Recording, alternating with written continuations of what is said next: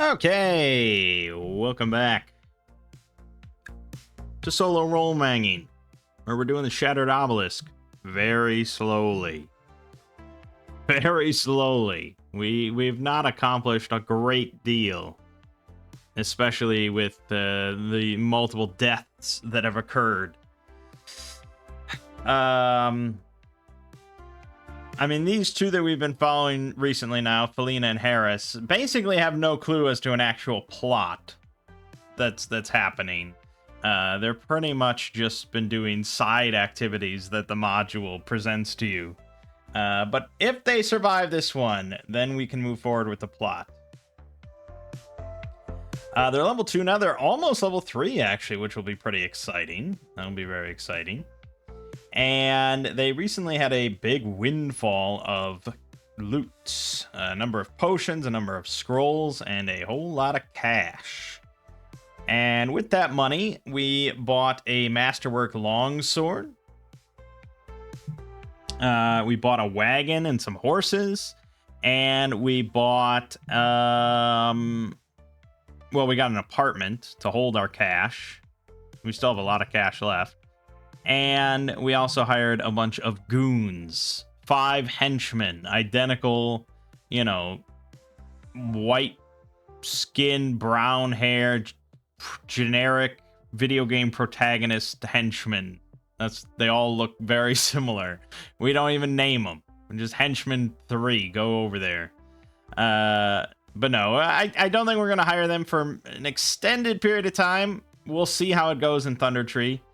We might need them for Cragmaw Castle, but Cragmaw Castle might allow us for a little bit more creativity on our part, and we might not need as much muscle. But taking on a dragon, I just feel more confident with the henchmen, and we kind of got humiliated in the Thunder Tree ruins by the little tree things. So we're gonna head back there and teach them a lesson.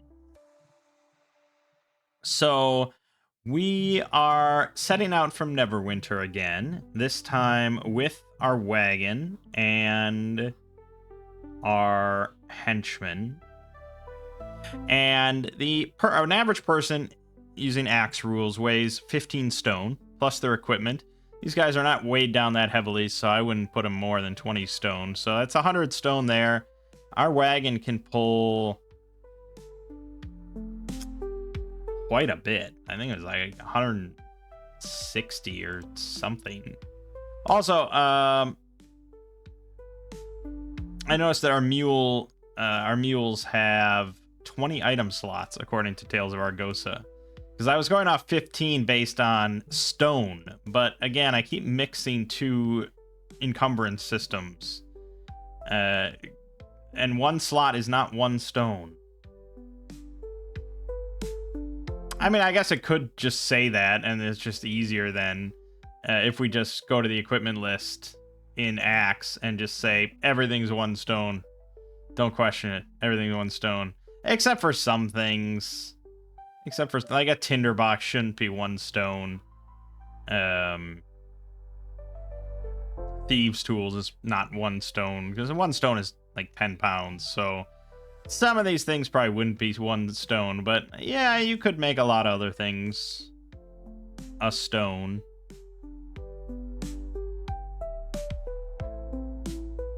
Like the grappling hook could be a stone. I don't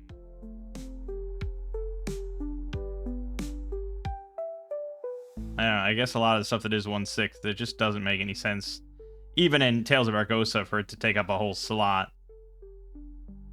But yeah, I would say like all the weapons. Basically all the weapons, just say a stone.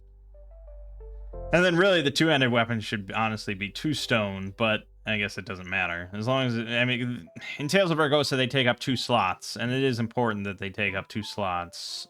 But I think we're just digging a further hole here. So our wagon, yeah, can hold 160 without being encumbered. So with 100 pounds of men in the wagon, we should be pretty good. And Felina and Harris, that's another 40. and the most. So we can all ride on the wagon, and the donkey can just walk us up beside us. Perfect. I don't think our travel speed is going to be... No, actually our travel speed will be slower. Slower than if we were just to walk. So maybe I shouldn't bring the wagon then. I don't think I accounted for that.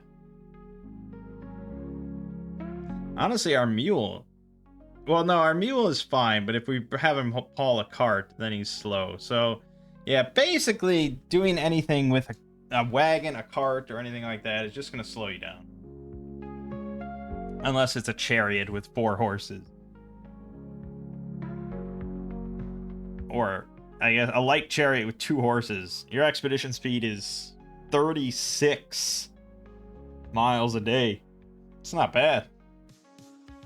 Can only hold like 40 stone of cargo. And I don't think that counts the crew.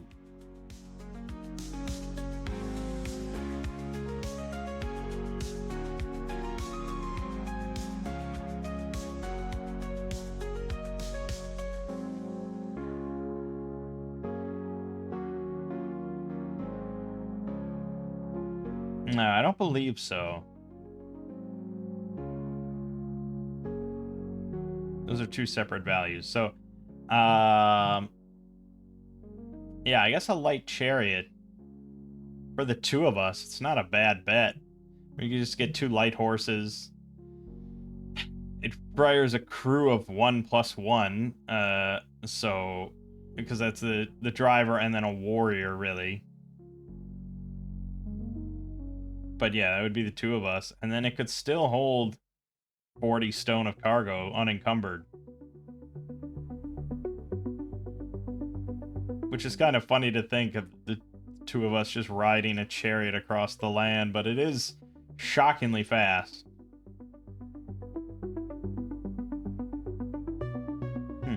That's neither here nor there, but I guess it's probably better to leave the wagon at home. The benefit would be that if we find a lot of loot. But we have 5 men who want a part of that loot. So I don't think we're going to find... I mean, it would have to be, again, like a cache or just a large amount of, like, goods or supplies that we can't reasonably just carry. But I'm not willing to slow us down that much. It's a 33% speed reduction.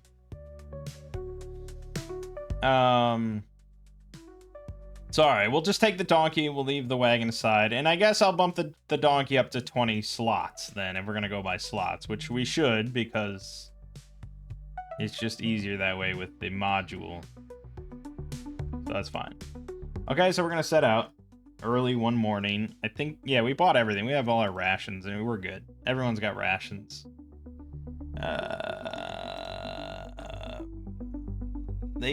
Should we assume they all have bedrolls? Actually, Harris doesn't even have a fucking bedroll. Oh, I put him on the donkey. Okay, we'll ensure they all have bedrolls. You know, you're going on the road. Or you're going into the wilderness. You want a bedroll. Okay, so let's see. It's 3 hexes, so we're gonna spend it. We're gonna go 1, 2, 3, and then a night, and then 1, 2, and we're there. So we're gonna go along the river again. We're gonna roll our random encounters here. And, you know, we generate a shit ton, but really, I only need it to generate, like, 6. Okay. So, the first one is nothing, and then the second one we get a plague. Ague. Chills, high fever, shivering with overall malaise. Once disease is identified, each 30 followers, each henchman, and each adventurer must make a death saving throw to see if they're infected. Jesus. This thing's pretty nasty. Okay, so... for some reason, we just catch... we risk catching the plague.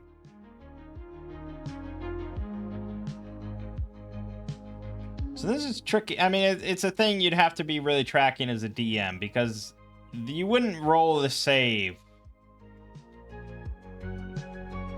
I guess you might roll the save right away. It's an onset duration of 3 days.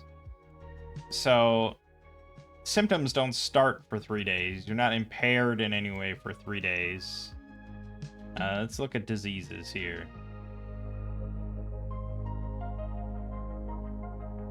Once the type of disease is determined, you must make a death saving throw for each exposed character. Oh, okay. So the DM probably rolls this. And then 3 days later, it's like, hey, you. You start getting the shivers, and it's not good. If the saving throw fails, that character becomes infected for the duration of the disease's onset. He becomes symptomatic after the onset duration is elapsed. A symptomatic character is incapacitated until the disease is cured or the duration of disease expires. A symptomatic character is incapacitated. Shit. Luckily, we have 3 days before this becomes a problem. But these henchmen might all die. Okay. Shit. Alright, so there's a save bonus of +3. And then it's a death saving throw. So in our case, it's going to be con. It's going to be a luck con roll. With +3. Yeah, we'll go with that. We'll stick with that. And if you fail by 10 or more, you die. Otherwise, if you fail, 3 days later, you start the symptoms and are incapacitated. Like, you can't do shit for a month. Hold up with the flu. There must be some... Yeah, I mean, you can cure stuff.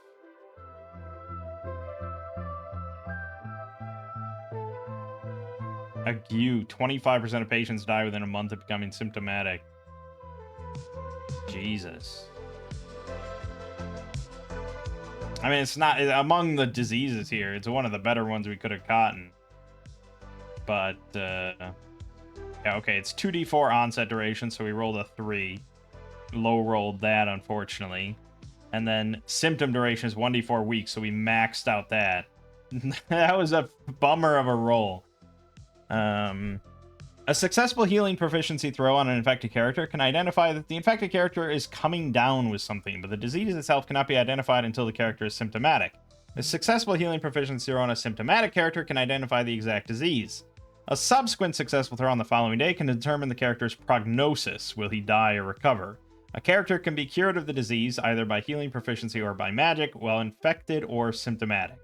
Yeah, if we get back to Neverwinter, we can definitely pay to for cure disease or something like that.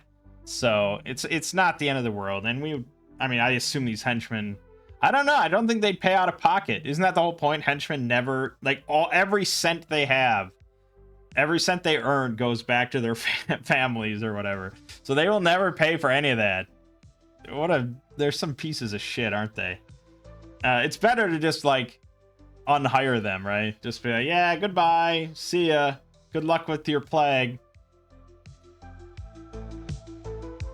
Okay, so here's the example. A party of 4 4th level fighters. What a party. Have just entered a jungle hex when a dangerous terrain encounter plague occurs. The judge rolls 1d100 on the disease table. Subtracts 10 because the party's in a jungle hex. Interesting. Okay. Okay, I didn't... Yeah. I mean, I assume it's under the terrain modifiers. But yeah. That makes sense. You're much more likely to catch a worse disease out in the jungle and stuff. Okay. All 4 of a target value of 12 plus, blah, blah, blah, blah, blah, blah, blah, blah.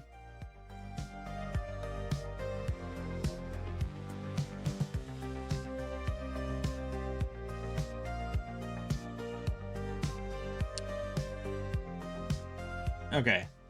So, what I am curious to know out of that, though, is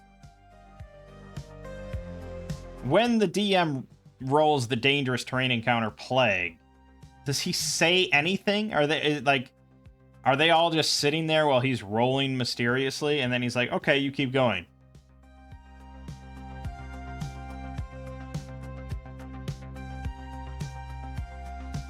You know? Because, you know, is a successful healing proficiency throw on an infected character can identify that they're coming down with something. Why would you ever roll that unless you thought that they caught a disease? Unless every day you're just like, hey, by the way, I'm going to roll healing proficiency throws on all of us, basically constantly, you know, just all the time. So I think to avoid that situation and to help the players out a little bit, I guess you would say that there has been an encounter with a plague, you know, a disease, and that would be it. But then, you know, that's going to obviously be like, oh god, we're going to roll proficiency throws on everybody. It's like, okay, you're infected. Oh god. But I guess the nice thing is none of this is contagious. There's no element of that.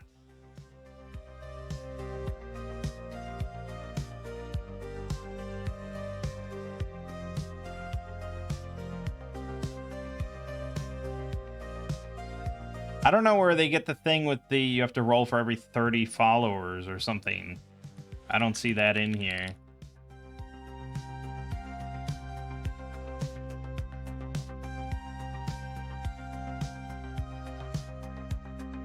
Oh, okay. So this is from the encounter roll.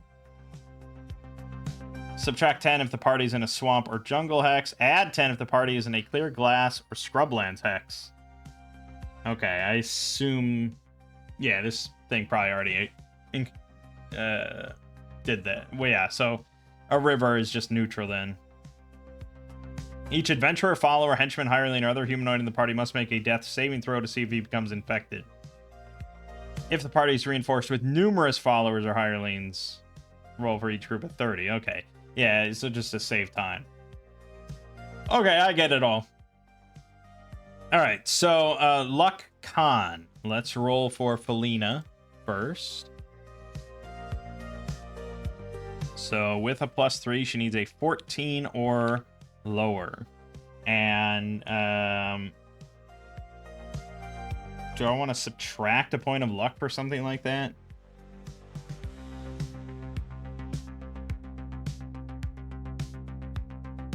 Probably, right? I mean, that's the cost. There is a cost to wandering the wilderness. Even if you shrug it off and you don't get sick, there is still a cost. But most people would rather give a point of luck than, like, risk dying or, you know, be laid up for a month. Because, again, imagine you're out in the jungle and you're, like, 100 miles from a settlement or something. Like, you're kind of fucked. It's not a good place to be in, and that makes sense, and that's how it should be in a game, in a hex crawl game. So yeah, we're just gonna do a normal roll. All right, she got a great success. So she lost her point of luck, but she is fine. She does not catch ague. All right, next is going to be Harris with his -1 con. That's gonna suck, but we'll see how it goes. +3. Failure. And I think in this case, it would help inform like a decision about re-rolling, because then they know that they're rolling to resist a disease that they might catch. I think they'd be much more likely to do a re-roll rather than just, hey, roll a luck constitution +3. It's like, I don't know what this is for. Yeah, I mean, you'd probably assume, but yeah, we're gonna use a re-roll here. So we'll do the +3 again. All right, great success. Our two principal players are A-okay. Now we have to roll for all the henchmen. So they all have a +1 con. So, but they shouldn't. Oh yeah, they should have the normal amount of luck because they are characters. You know, I'm pretty sure even Tales of Argosa says to just use their normal. I mean, it doesn't say it anywhere, but I would. The fact that it.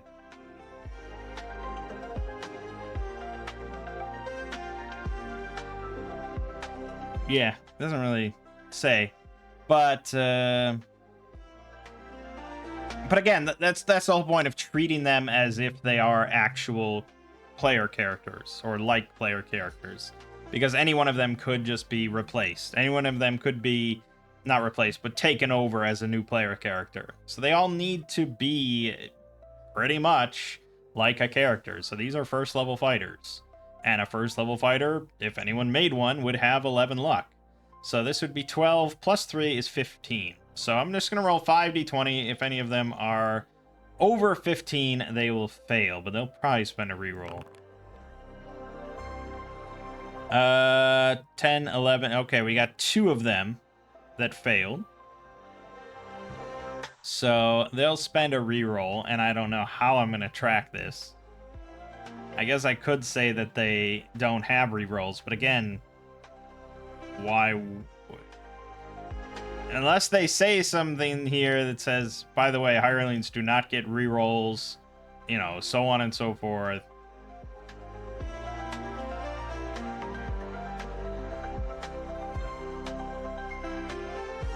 But it doesn't say anything like that. So they have everything. So 2 of them will spend a reroll for 2 more d20s. Okay. And one of them, see, there's one still on the brink. He's going to spend his last reroll to avoid the plague. Okay. Again, I don't know how I'm going to... I would have to take notes on all this stuff. Let's just assume they're not going to use rerolls on anything else for a while. But okay, we all successfully avoided the plague, and we all kind of paid the price for it. So they're down to 10 luck now as well. Okay, and then moving on. The third encounter is nothing. Okay.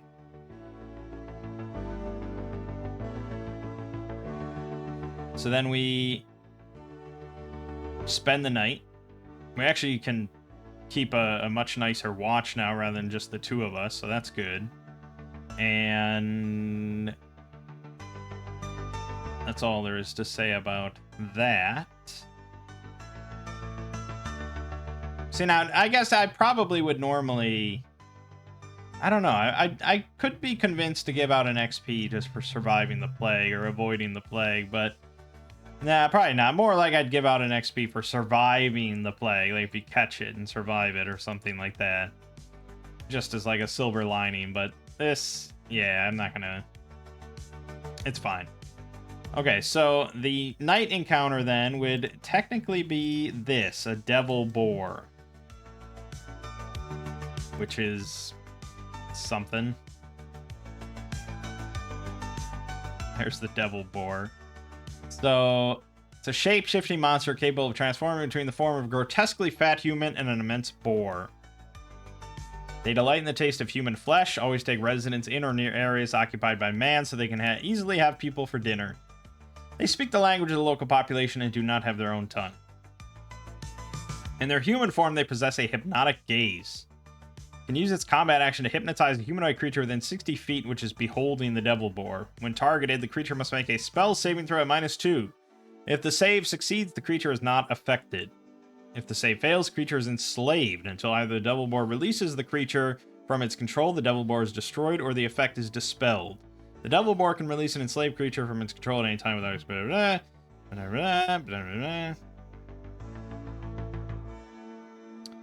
In their boar form, devil boars have acute hearing, acute olfaction. They gain +2 to avoid surprise, can track the scent of creatures for up to 6 miles with the equivalent of 3 ranks of tracking.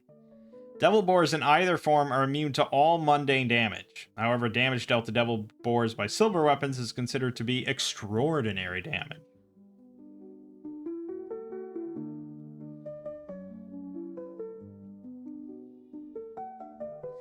So,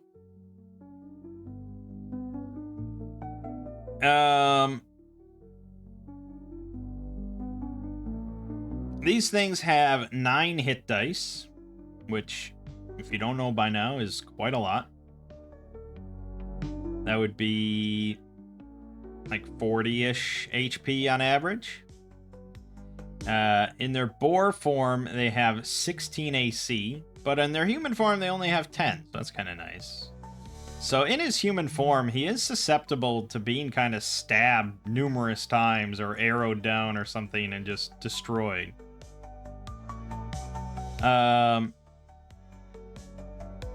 In his boar form, he can gore somebody for 2d6 damage, or he can also, in his human form, use a weapon for double damage.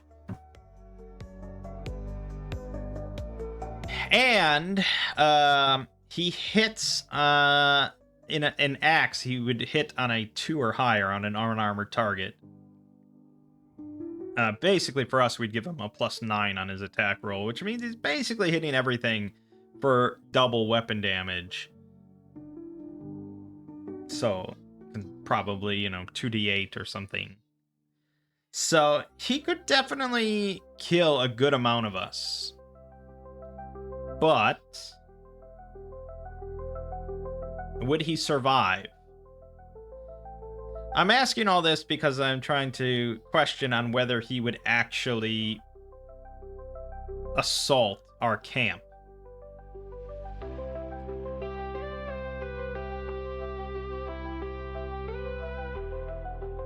I love that a trained devil boar, if you could somehow do so, and you could sell a trained devil boar, it's worth 51,000 gold.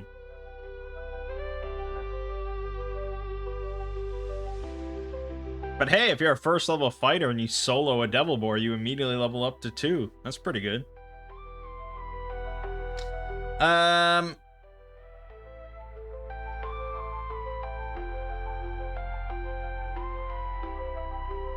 Jesus, okay. I'm just reading more. While a devil boar can reproduce naturally, producing piglets that mature over many years, most do not typically do so. More often, a devil boar creates more of its kind by feeding a human or demi-human the flesh of his or her spouse, parents, and or children. Some depraved cultists voluntarily undergo this ritual, but more often the devil boar transforms unwitting or unwilling victims. The victim can make a death saving throw to resist the transformation. If the save fails, the newborn devil boar becomes an obligate cannibal, growing increasingly corpulent with every meal, 1 stone per day, until he reaches 90 stone and becomes a devil boar. 90 stone is what they weigh. 900 pounds.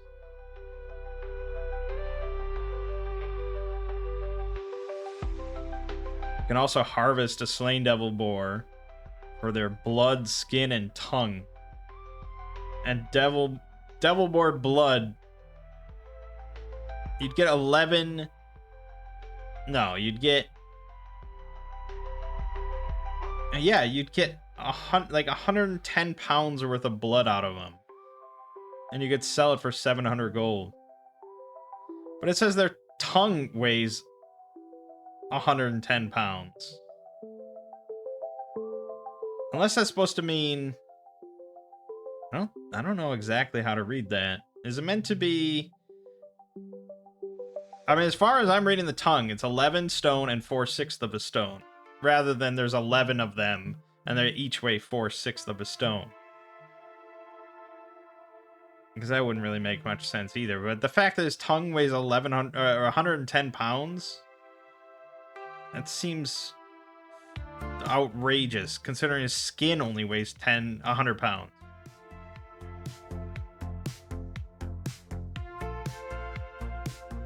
I don't know. Anyways, so right, would he survive? There are 7 of us, and we're all armed. Assuming we each attacked, and we all hit on 1 round. 7 of us. And we gave them what? Long sword spears. Right. So on average then that's gonna do like 4 damage. So if all my henchmen hit and do average damage amongst themselves, that's 20 damage right there. That's half his health in 1 round just from my henchmen. And if he's in his human form, let's be honest, they're probably all gonna hit. They're all gonna they get +3 on their rolls. They only need a 10. Like, I think it's relatively likely. And then, yeah, I mean, it wouldn't be good for him. Like, he can only swing once per turn, So it just wouldn't be ideal for him. He'd kill some, but I don't know if he's that stupid.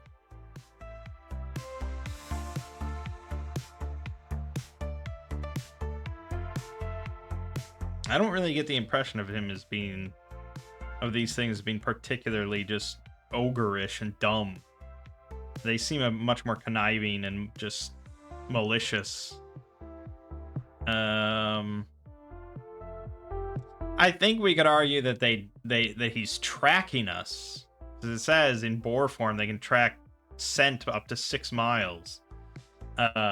So maybe, you know, he can tell that we're off to some sort of battle. So maybe he can pick up the scraps afterwards. So I could see that argument. So I don't know if we have so much as an encounter here as much as the devil boar kind of catches our scent and is going to be following us now as we continue to move. This is a lot of man meat for him to consume, theoretically. So, okay, I don't think we're going to have an encounter there, but maybe soon. If the fight with the dragon goes really poorly or something, we may compound our losses with a devil boar. Alright, let's consume a ration.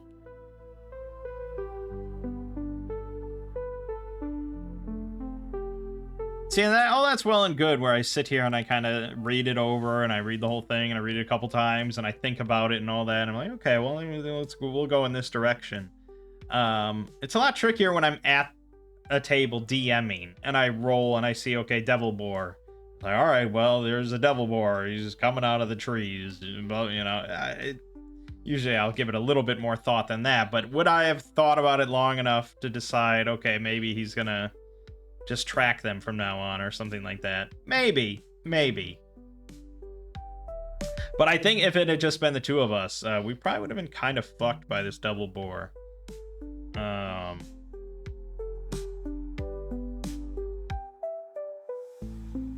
Maybe a little bit. We do have portals, though, and portals are good. Okay, moving on then. It's a new day, and we're going to continue 2 more steps along the river here. So let's go here. We get no encounter, and then a valuable terrain encounter of ore, a visible deposit of stone.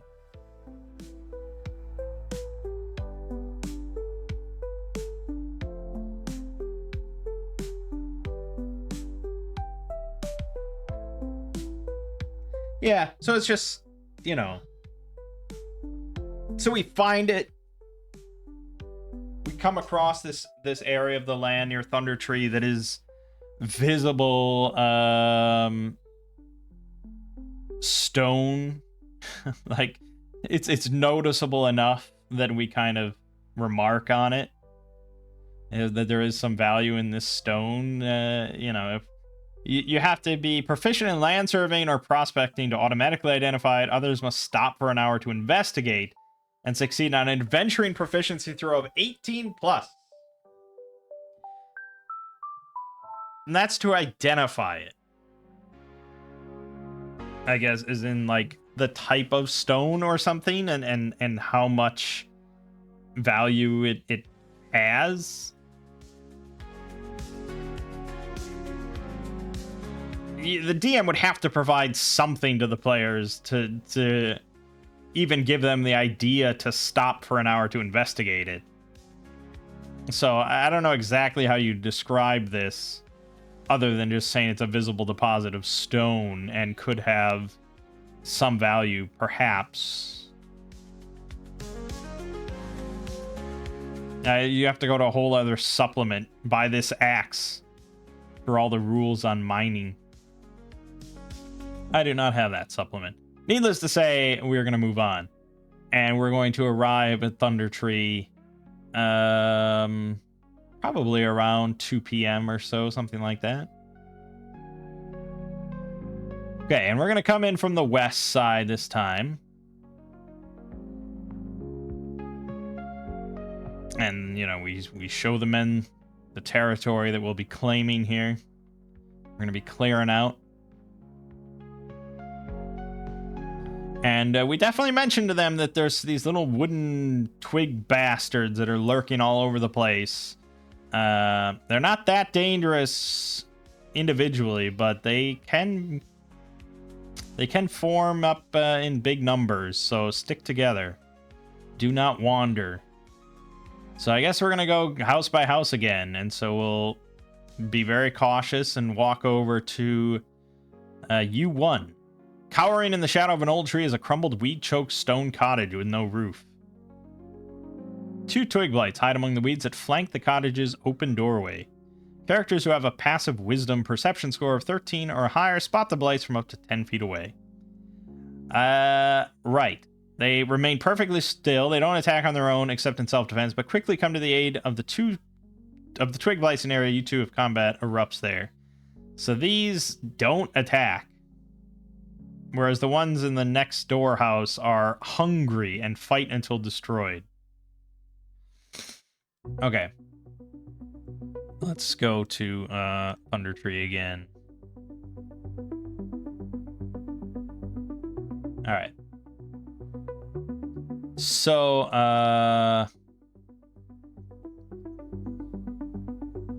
we approach this house, and I guess we're gonna do perception here.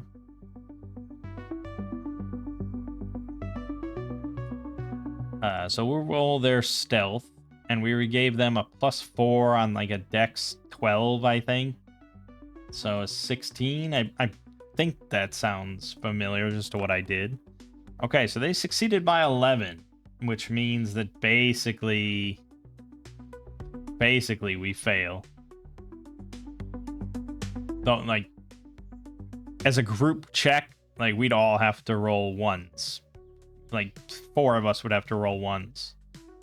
So, we fail. We just see the bushes, and we're, oh god, paranoid about the bushes, but really we can't tell that they're anything but twigs.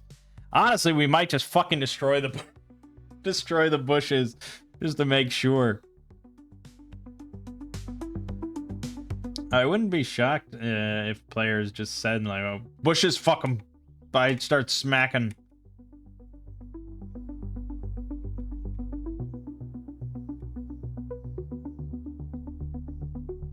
I'm gonna do a luck roll. Do I just attack the bushes out of paranoia? No, okay. We don't want to appear that weird and paranoid in front of the henchmen. So we'll head in the group of us.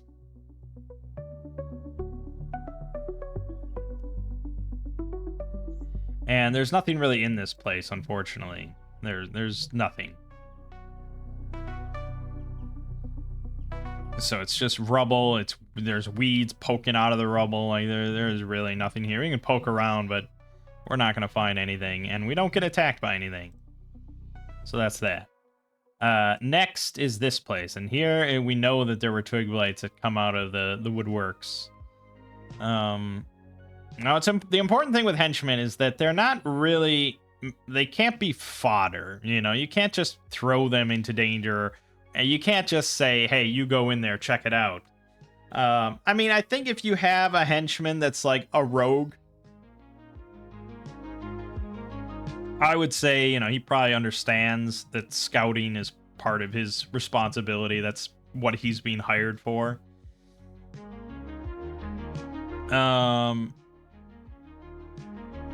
But you can't, I mean, scouting in stealth is one thing compared to just, like, ordering them to do something suicidal. And the general guideline is that henchmen, hirelings, mercenary, something like this, is not going to do anything that a player character wouldn't be willing to do. So they're not really just, like, your body shield sort of thing. Like, I can't send the henchmen into every building while I bring up the rear or something. I don't know how quite that works out, like, if we were both mages. Because it's like, why, it seems nonsense. I hired big burly fighters to go in front of me. Like, I'll go in, but obviously I want you in front of me. That's what I hired you for. I think there's probably wiggle room depending on all sorts of situations. There's not going to be any hard ruling. But to compensate for all that, there are rules for, like, morale and loyalty. So, if your henchmen encounter stuff that is life-threatening or, basically suicidal, or you keep ordering them into very dangerous situations with little regard for their safety or health or something, they're going to be checking their morale. They're going to be checking their loyalty, and they might just leave you. Or they might just attack you and say, fuck you, we're going to take your shit and leave you to die here. There's all sorts of stuff like that. So, that's why I think Axe points out, very importantly, that usually players control henchmen. They control their hirelings just for convenience sake, but they are not their character. They don't own the hirelings, whole existence. It's a DM character, and if the DM decides or what role or whatever that the hireling's gonna do something that the player doesn't like or doesn't agree with, I mean, it's the DM's decision. It's not your character. Your character, you can do whatever the fuck you want with, but that's not the same case for henchmen.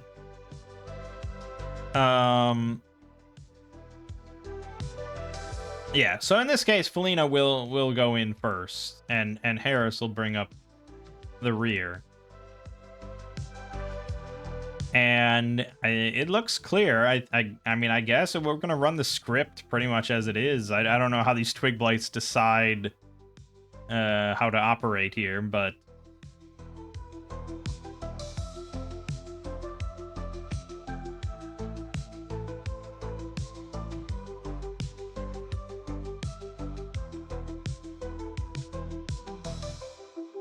yeah, so before long, some twig blights are going to show up.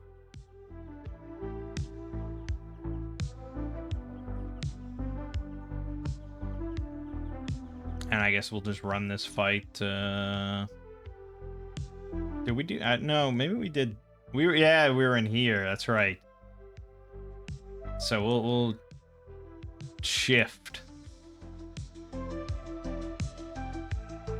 So all right. So we start poking around, and then a couple twig blights kind of scurry out from under the rubble or something. You'd think they'd see that there's 6 people in this building and they wouldn't want to attack, but they're hungry. They're driven by hunger. They didn't get a kill last time. They haven't had a kill in some time. Let's just run the encounter. Feel out how we want to do a henchman. So we'll ignore surprise, anything like that. We're just going to roll with these 2 things. Initiating combat. So, do henchmen roll initiative? Are they part of the sort of cycle of rolling an initiative? Do I have to roll Felina's initiative, then the henchmen's 1 by 1 by 1 by 1 by 1, and then Harris, and then Felina again? Or do we just skip them and go to Harris? It's hard to say because Tales of Argosa has a really unique initiative system. Ordinarily you'd either have party side initiative entirely, where it wouldn't be based on any stat. It would just be like a d6 roll or something, or like Shadow of the Demon Lord has fast, slow initiative, so players kind of choose when they want to go compared to the enemy, or obviously a lot of games have individual initiative and everyone just rolls for themselves, and so all the henchmen would just roll. And yeah, I mean, you'd probably want to roll them all as one clump, but not necessarily. They might have wildly different stats. Each player might have their own henchmen and want to control them, or you could skip their initiative entirely and just have the henchmen go whenever the player goes, which is kind of a lot of power added to a single player based on when they go on the initiative. But yeah, so there's a lot of different initiative systems, and I'm sure lots of different ways to handle henchmen. In our case, the upside of not having them in part of the cycle is that it's just a lot simpler, and their initiative is fucking garbage because their dex is bad and their intelligence is worse. So they're gonna fuck us over by having their terrible initiative constantly. The thing is, though, there isn't really a good argument to not put them in the cycle and not have to roll with them, because if we're treating them like characters, we're giving them rerolls, we're giving them luck, they're part of the party, you'd kind of have to roll them their initiative, you know, as part of it. But it brings up the better question of how are we handling henchmen during combat? Because what a lot of people do is just, if your character has a henchman, basically on your turn, you just get like an extra attack roll or something. Like, pretty much, you don't worry about their positioning, you don't worry about their whatever. Just, you know, every round on your turn, you're just going to roll an extra attack or a couple extra attacks or whatever it is. Just very simple. And they can be targeted, I guess, by enemies. They exist, they can die, so on and so forth. But really, just simplify everything as much as possible. Alternatively, we give them like a token, and we have their positions, and they each have their own turn, and they each can do their own thing, and they can do minor exploits. They can't do major exploits because that's exclusive for player characters, and we got to draw a line somewhere. But yeah, like, so Felina has 2 henchmen. So on her turn, she would swing her sword at one of these things, and then I'd roll another attack roll for another sword, and then another attack roll for another sword for her 2 henchmen. And that would be it. And I wouldn't really care where the henchmen are. They're just contributing to her fight. Harris, he wouldn't be swinging a sword, but maybe he throws a sling or shoots a sling or something. And then 3 more sword rolls are on top of that. I can see why people would like that and go for that, just to pure simplicity. And these are henchmen. They just offer a very mechanical benefit during combat, because more numbers is better. And, you know, more numbers is generally the winning side. So you want to have henchmen because they're just going to make combat easier for you. You get more attack rolls. The downside of that, of course, is that it basically goes against so many other concepts that we're trying to promote in a game like this. You know, an OSR, hex crawl, verisimilitude, and realism, and making sure that everything is sort of accounted for, and we can, you know, there are consequences to all sorts of actions, and henchmen have to kind of exist, and they kind of have to be there. They have to be a physical presence, and you know, there's so many situations that could come up that just, it doesn't make sense to just have invisible swords that basically just roll constantly every round of combat. So I think in this case it is a little annoying because we have 5 of them. So it is this sort of this nebulous range where it's too many to make it really simple during turn-based combat. Like, it's kind of a crowd, and there's just a lot of extra sword swings, but it's not enough followers, there's not enough henchmen to just like sort of hand wave it and say, okay, you guys win, you know, or do some sort of like mass combat roll or something like that. Because if we had like 30 mercenaries with us or something, it's like, okay, this isn't an encounter, you know, this wouldn't happen as an encounter. We would just stomp this.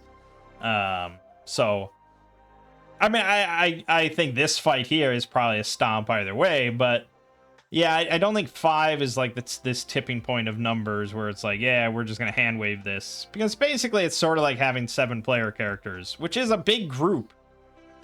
It's a very big group. I don't want to ever DM for a group that size, but people do, and they run combats with 7 people, and even in a game like Pathfinder, it's a fucking nightmare, but in an OSR game, you know, it's not that big of a deal.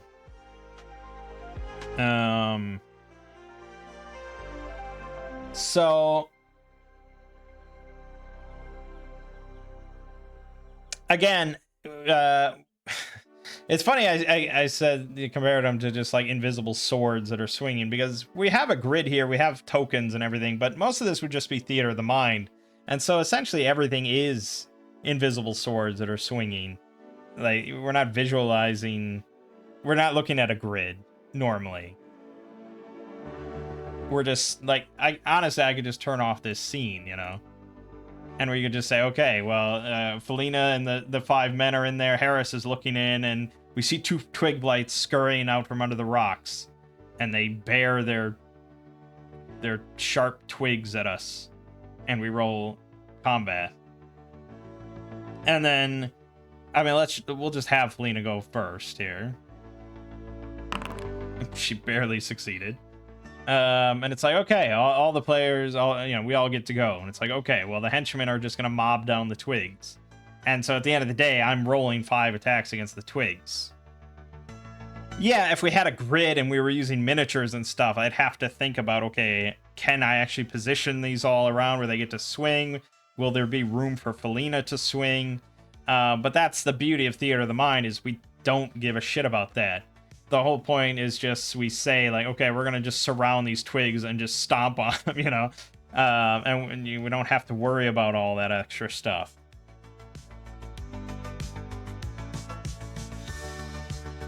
Because the grid and the 5-foot square and all this positioning, it helps a lot sometimes, and other times it just makes things more complicated, or it just doesn't make sense sometimes to have these perfect 5-foot squares and, you know, shoulder to shoulder, so yeah, we're just gonna surround them and stomp them down. So let's have all the henchmen swing. We had stats for these twig blights at some point. I think we said AC of 12, I think, and 1 health. So pretty much I just roll 5d20, and if any of them are 9 or higher, these things are dead. Okay, 1, 2, 3, 4 hits. They're dead. You know, okay. No problem. And we all just surround them and stomp, and, you know, little splinters of wood go flying. Encounter over. And I think those other 2 twig blights, they were hiding in the bushes. They're just gonna be like, yeah, let's just wait right here, shall we? Let's not go in. Okay, so that's that. So yeah, I mean, they kind of are just invisible swords, but no more than other characters are during a Theater of the Mind combat. I do think it is important, though, to recognize them as physical entities as much as any of the player characters are, and not just hand wave their existence away.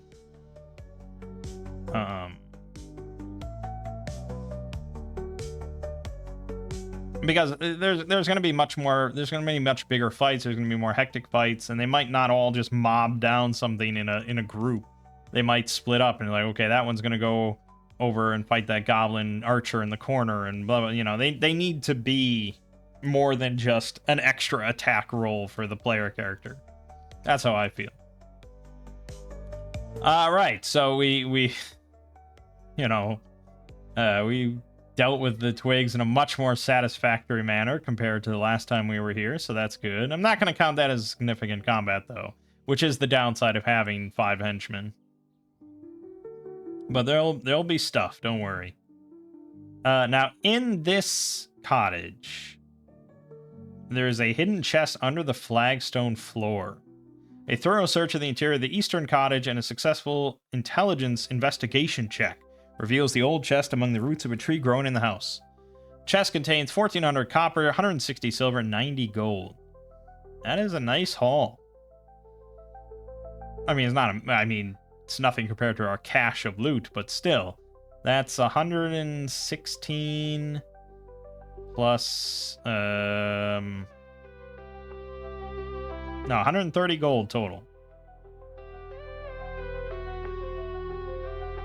Yeah. Okay. So I can't imagine if we search this place we wouldn't find it, but I guess I'll roll a perception just for the funsies of it.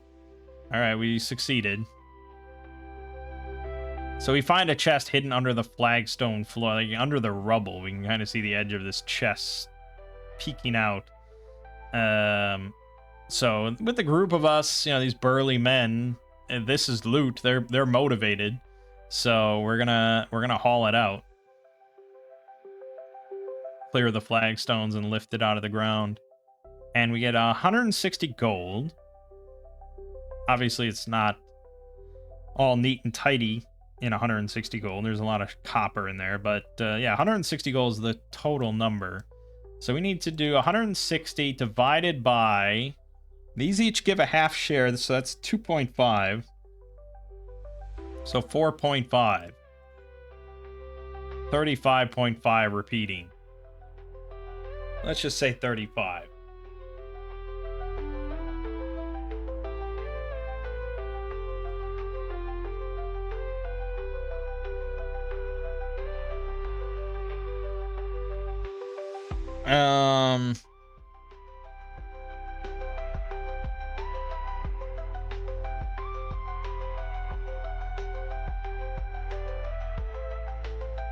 How do I...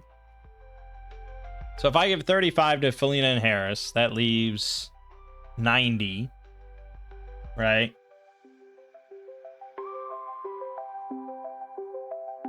So then it would be 90 divided by 5, which I think is like 17. So I think that's around right. 90 divided by 5. Oh, it's 18. Oh, yeah, okay, yeah. So they each all get 18 gold, and we get 35. Right, so they get each a half share of ours. So we each get 35 gold. 148. Math. 183. Okay, and then 96. Okay, and for that, I will definitely give 1 XP. They get a half share of XP, so the easiest way then is to just double their needed number, so they're at 1 out of 20.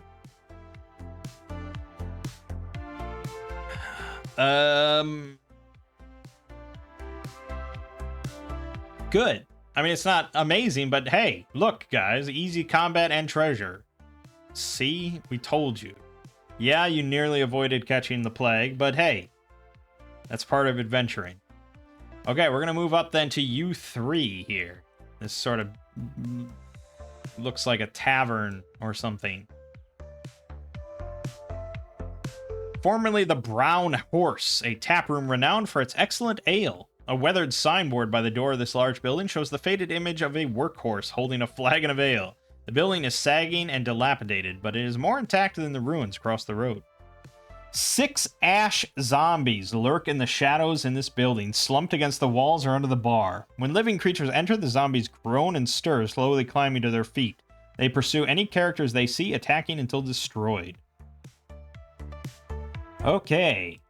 So, obviously we're going to go in, and she'll be followed by the 5 men. It's kind of a small building. I don't think this is really to scale. Otherwise, it's a really small bar. I mean, what are we saying? This is 20 feet by 20 feet? That's your whole bar? I mean, I guess that probably existed, but surely you could have built a bigger bar than that. So no, I don't think this is quite to scale. If I shrink down my token by half, that would probably be good. So let's pretend that's how it is. It doesn't matter, we use theater of the mind anyways. Alright, ash zombies. So there's 6 ash zombies, 1 for each of the henchmen and Felina, so that's good. And it says they use the zombie stat block, but when they die, they leave a cloud of ash that lasts for 5 minutes but does not obscure vision.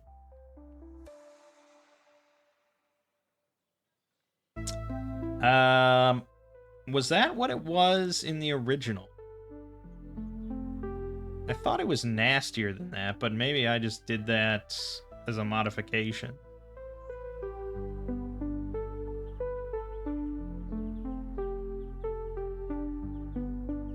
The first time the zombie takes damage, any living creature within 5 feet must succeed on a Constitution saving throw or gain disadvantage on attack rolls, saving throws, and ability checks for 1 minute. You can repeat the saving throw at the end of each of its turn, ending the effect on it early with a successful save. Yeah, that is much worse of an effect than just it's a cloud of ash that doesn't even obscure vision. So it's really, they're just kind of thematic. I don't know. I kind of like the original.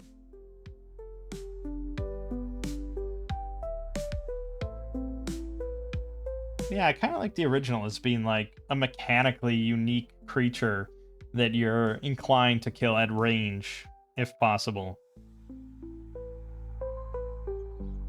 Rather than just a thematic creature that is virtually, like, literally identical to a zombie. A normal zombie. But for us, we're going to be using axe zombies, because we use axe stuff nowadays for everything. So...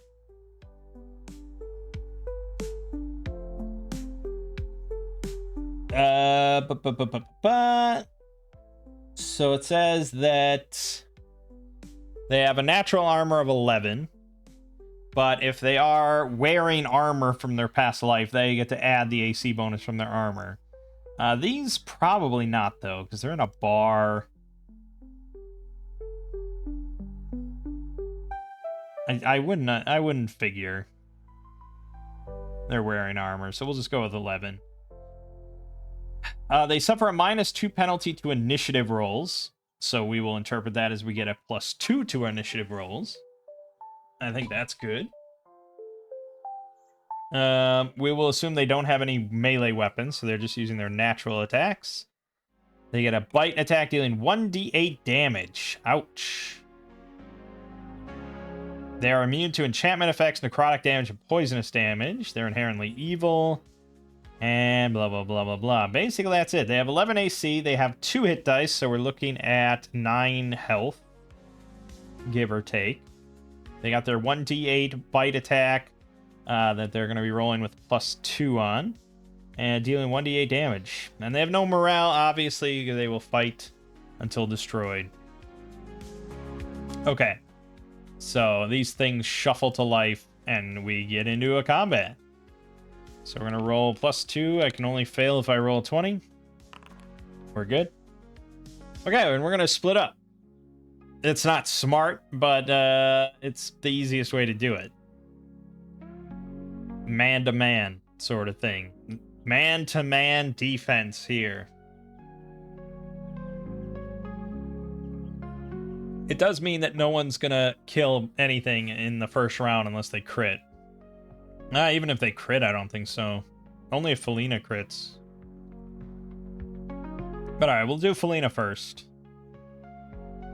She could use Whirling Death, and we could reasonably hit like 2 things with that.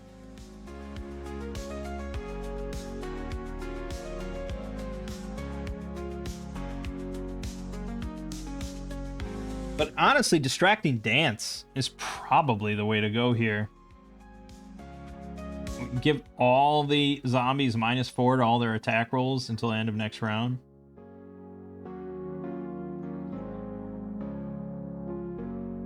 And I can do that as part of my normal attack. So, yeah, let's do Distracting Dance. They have to roll a Luck Will. And if we go to Tales of Argosa, Monsters, and check out Zombies, they're going to have a pretty low luck, but probably a decent will, I would imagine. Walkers, no, they have no will.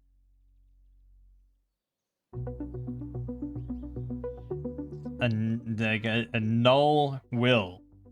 I wonder if that means they just automatically fail then. Which would be that would kind of make sense, I think.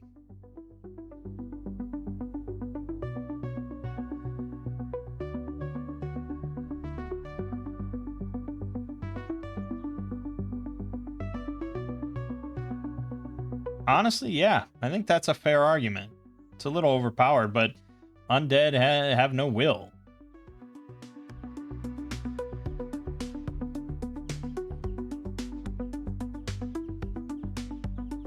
I mean, you could just roll luck by itself then without the modifier, but no, I'm counting it. They didn't put like 0. They put a dash. I interpret that as automatically fail anything against their will. So fuck it. We're going to use Flow. We're going to use Distracting Dance. All of them get -4 to attacks until the end of the next round. So they're going to take 2 rounds of -4 to all their attack rolls. And that's part of Felina's attack against one bastard in particular. Here we go.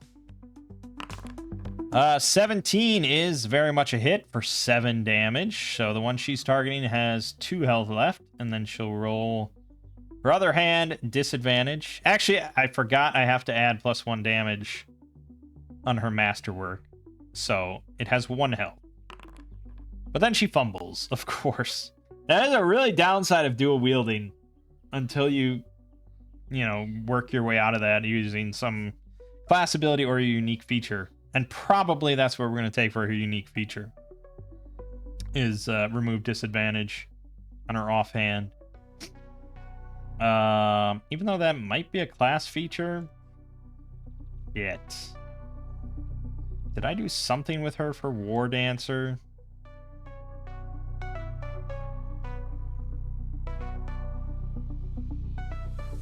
Yeah, Master of Death, level 7. That's a bummer.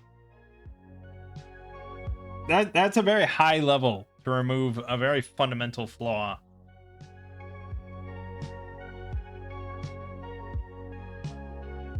But it's not something I would want to do at like 2nd level. Because I feel like it's pretty overpowered to remove it. And to remove it without costing a unique feature. But then, like, you're never going to spend your unique feature on it because you get it anyways eventually. I mean, you might, but... Yeah, that's tricky. I'm not sure what to do about that. I think Rangers get an ability. Yeah, Offhand Adept. So they can spend one of their, like, class ability points to negate disadvantage penalty for 1 attack. Which is kind of a better way to do it. Because they can't spam that. That's not going to be every round or anything like that. Yeah, I'm not sure. I might want to... I don't know.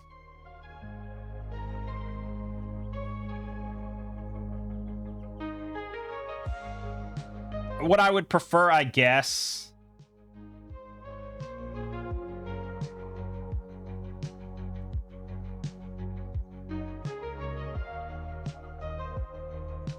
Okay, here's what I'm going to do. Here's what I think we should do. Instead of disadvantage...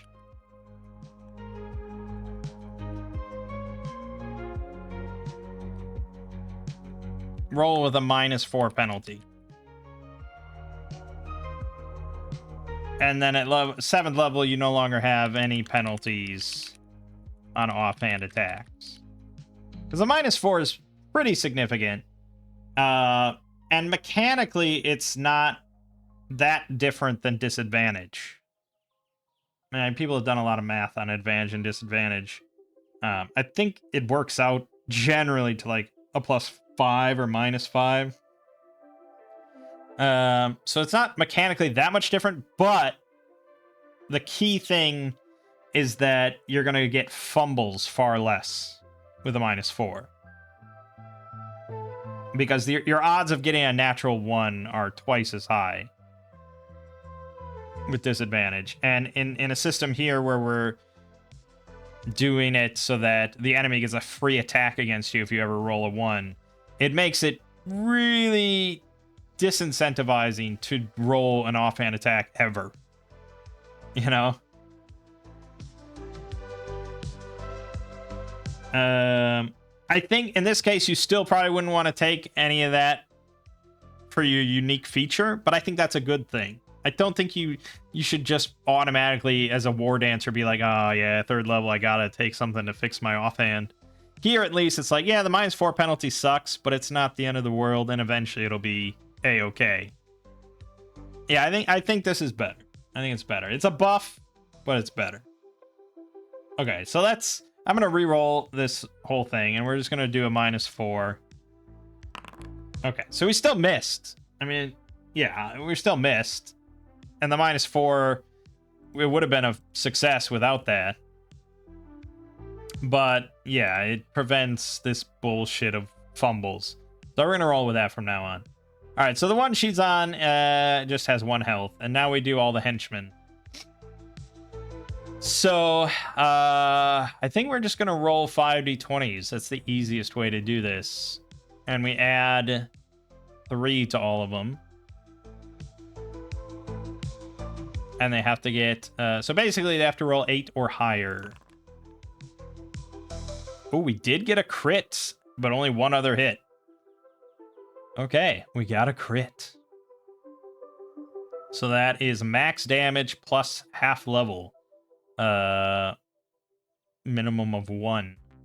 That's for player characters. That's not for monsters.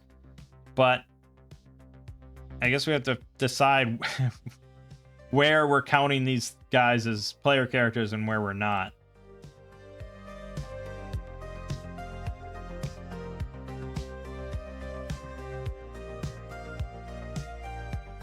Critical hits by player characters cause max damage plus half level. Other characters cause max damage only.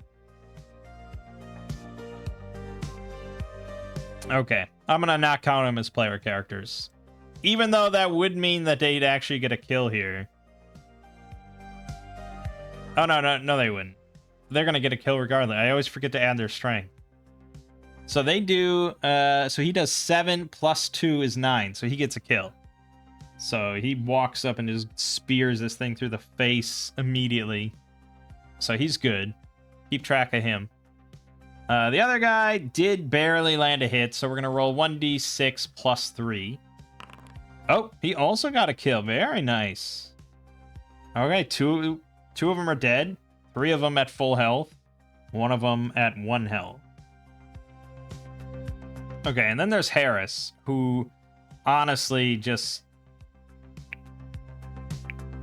doesn't have anything.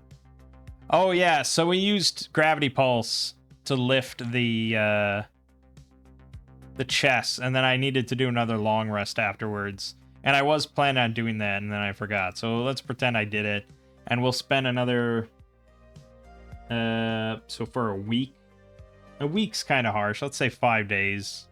Long rest, you know, it's kind of a flexible amount. It's like 4 to 7 days, really. So we'll say 5 days. I will say a gold per day. So I'm just going to spend 10 gold to live our lifestyle in Neverwinter. In order to get back to Celestial Alignments.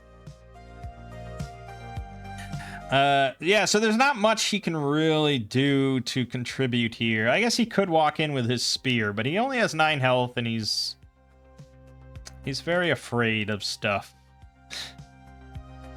So I don't think he'll bother contributing to this fight. He's not here for that. That's what the henchmen are there for. He's here to do the thinking. So that's it. Now the zombies are going to counterattack. So that's 1 on Felina and then 3 on 3 of the henchmen. So they get a +2 on their attack roll, doing 1d8 damage. So, and then they get a -4. So really I'm rolling -2 total. So on Felina, miss, and then 3 on the 3 henchmen. Abysmal. They all miss. They're all distracted by Felina's spinning blades. Okay, excellent. Then it's a new round. Right, we never really settled on the question of are we counting them as part of the initiative. Again, I don't know if I see a great reason not to count them. But if I'm not giving them crits... It does say PCs a lot, but obviously, what else would it say?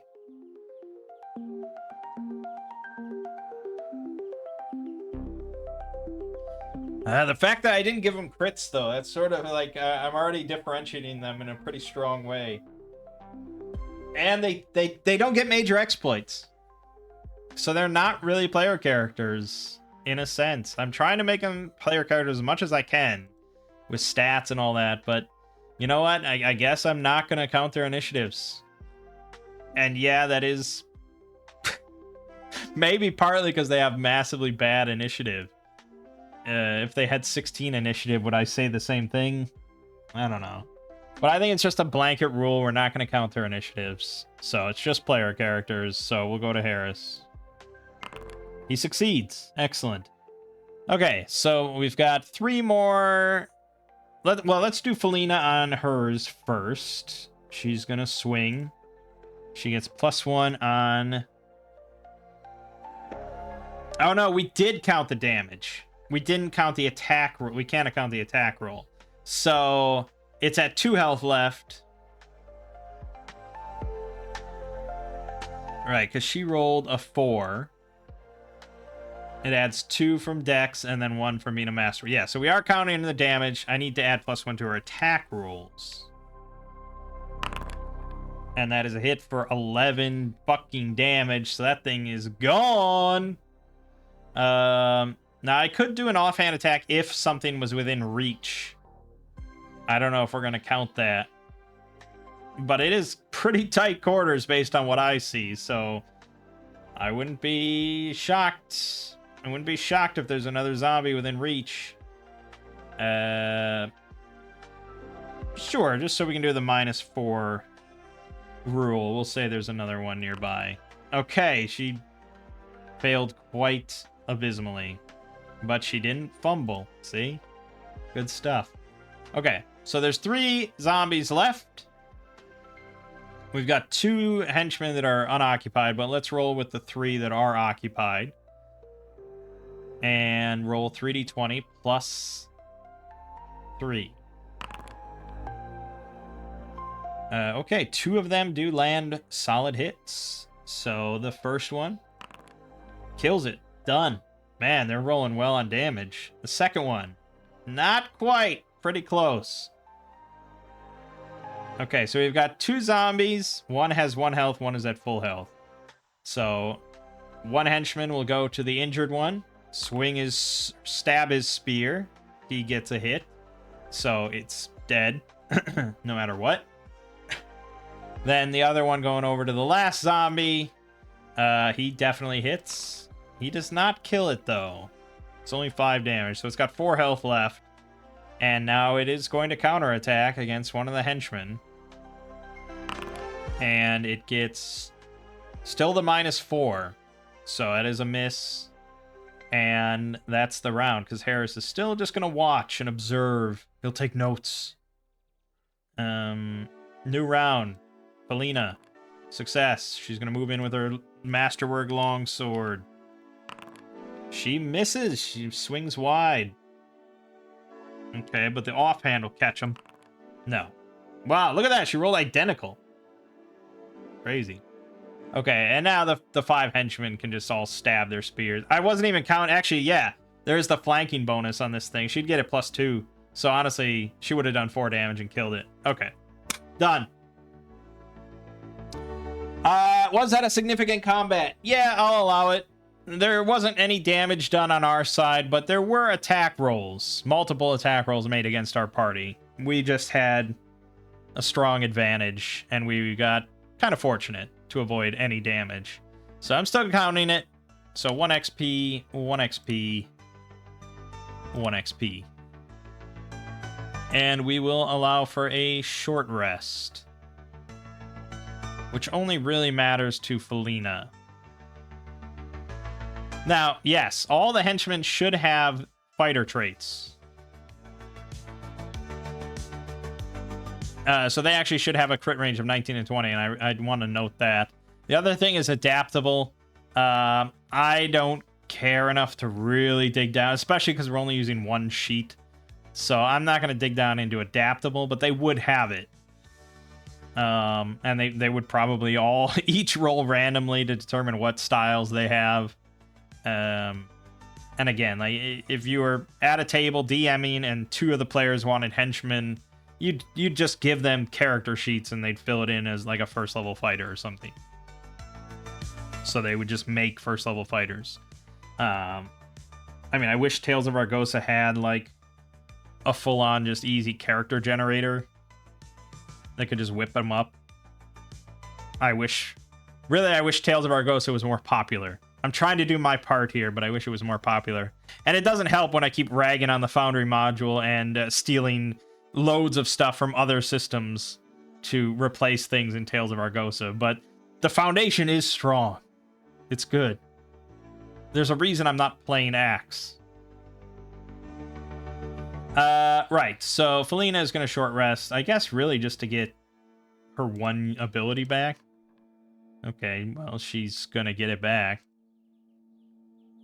And then I think she's good.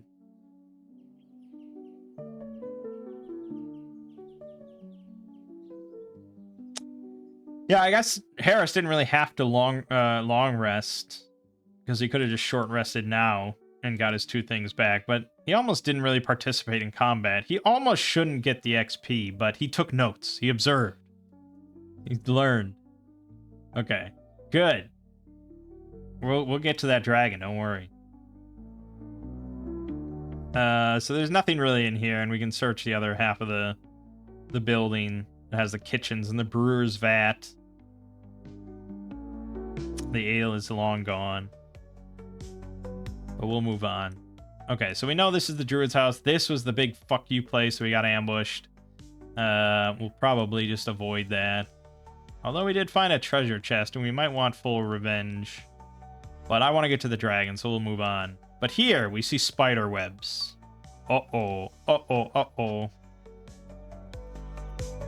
At an intersection near the middle of the village, a narrow lane winds up the steep hillside to the north. Directly to the south is a ruined building that might have been a store or workshop.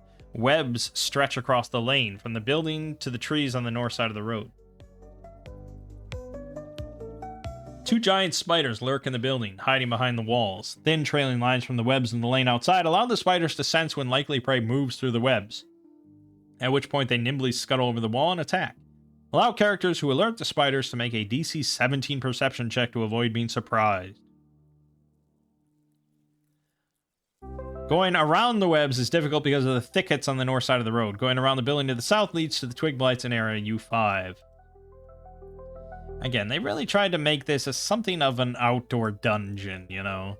And you're meant to kind of feel like corralled into certain sections and sort of forced into danger no matter which way you go. Except, I mean, I don't know how dangerous the thickets on the north side of the road are.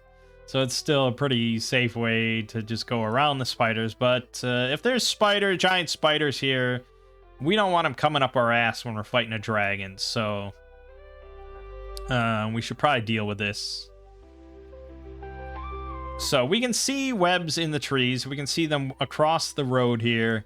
And we can see them kind of going into this building. We don't see anything in the trees, so it's safe to assume they're in the building, which would make sense. So I don't think it's that outrageous to predict that there's some probably giant spiders in this building to the south. Question is, what do we do about it? Well, if I can get a line of sight in there a little bit... I could make a portal, and then we could kind of look through the portal.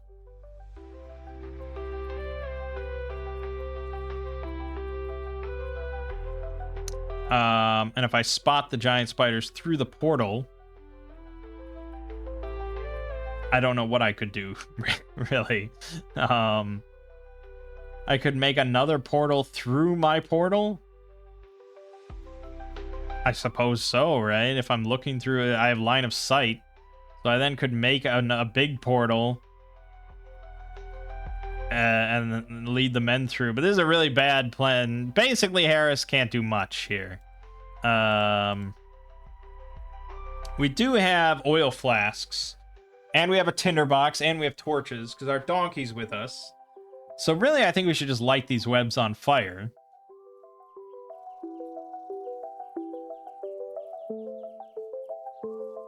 Because, if nothing else, they'll just get in our way while we're trying to fight. And the best case is we kind of lead the giant spiders out. Because this is, presumably they're connected to their webs. And it'll all be on fire. So Felina will grab the tinderbox and go light some of the webs on fire. And they'll go up in smoke, I suppose. This is exactly what my players did when I DM'd this. Because basically anytime you find giant webs, you just light them on fucking fire. So far, I haven't found a module that, like, counters that. Or, I don't know. Maybe they're just not aware of how flammable spider webs are.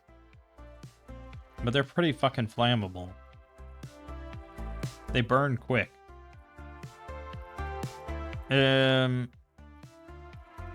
Right. So basically, two giant spiders are gonna roll out of the building in a hissing fit, and we're gonna get into some combat here against some giant spiders. Let's look at the monstrous manual. Spider, giant tarantula. Those are 4 hit dice. Giant crab spiders are 2 hit dice. And then giant black widows are 3 hit dice, but obviously are pretty dangerous. Any damage you take from their bite, you have to make a death saving throw. If you fail, you die of poison after 1 turn. 10 minutes. And it does 2d6 damage on top of that. The giant crab spiders are also venomous. But you get a +2 bonus on your roll, and you'll die after 1d4 turns. And then the giant tarantula, they're also venomous. And they're basically as venomous as the black widows, which is interesting. They can also fling barbed hairs from their abdomen for 1d4 damage, which irritate, cause a burning itch for 1 day, -2 penalty on attack and proficiency throws. Delightful. None of these are fantastic. All of these could easily kill us.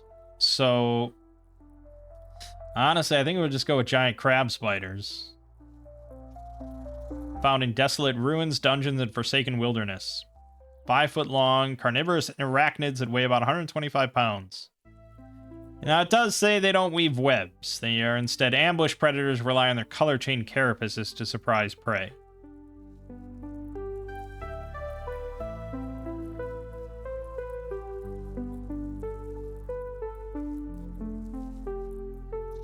I'm not quite sure if... I don't think tarantulas weave webs either.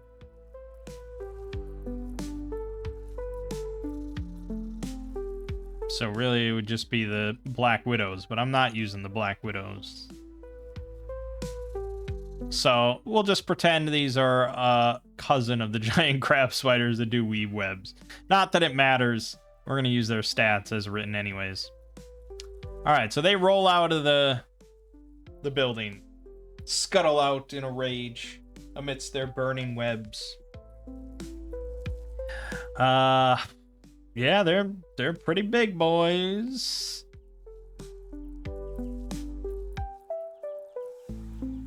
But they're not so horrific or anything that we'd have to roll morale or something immediately for the henchmen. We got Felina leading the charge, so it's fine. We're gonna win initiative, we're gonna butcher all of them, and so on and so forth. Which is one of the big advantages that makes the game a lot easier compared to actual old school gaming, and that's side-based initiative. If we win initiative first round, our whole team gets to go. The alpha strike potential is so much more than in the old school way of things, where everyone on the group would have to have rolled high initiative.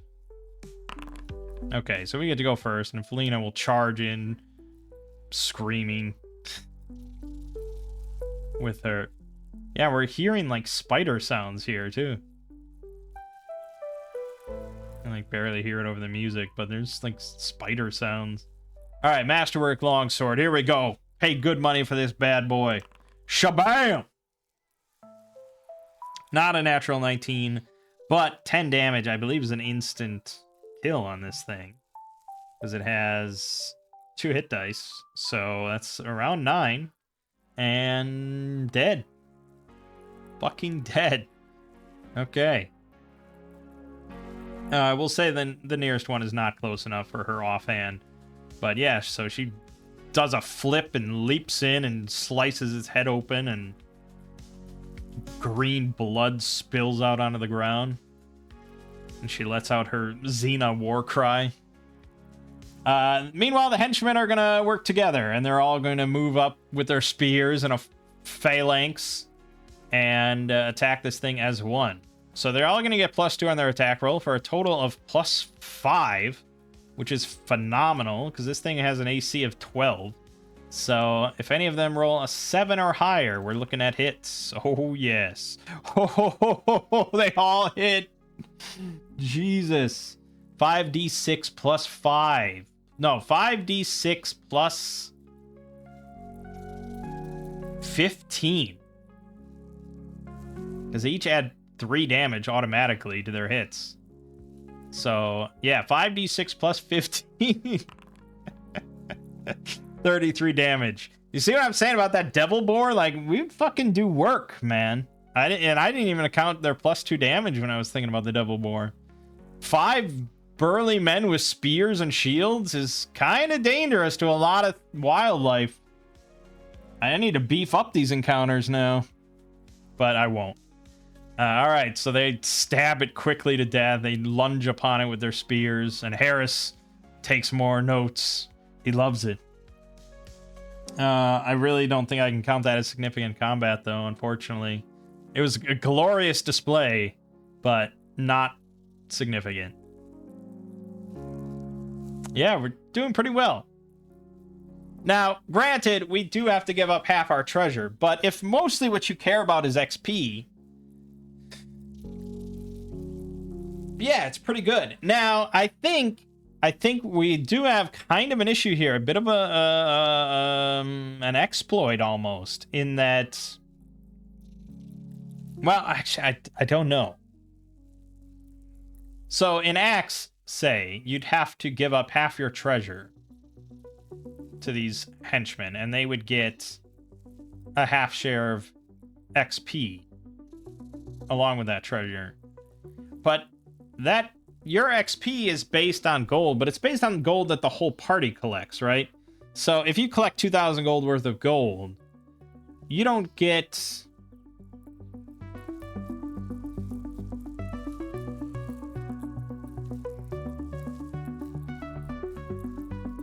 Well, now, yes. Yeah, I'm not sure. Because if you get 2,000 gold and there's 2 of you, you each get 1,000 XP, right?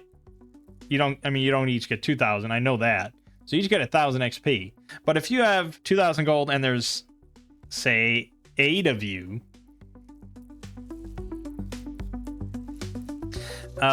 you only get 250 XP. Right? So them being there does take away your XP.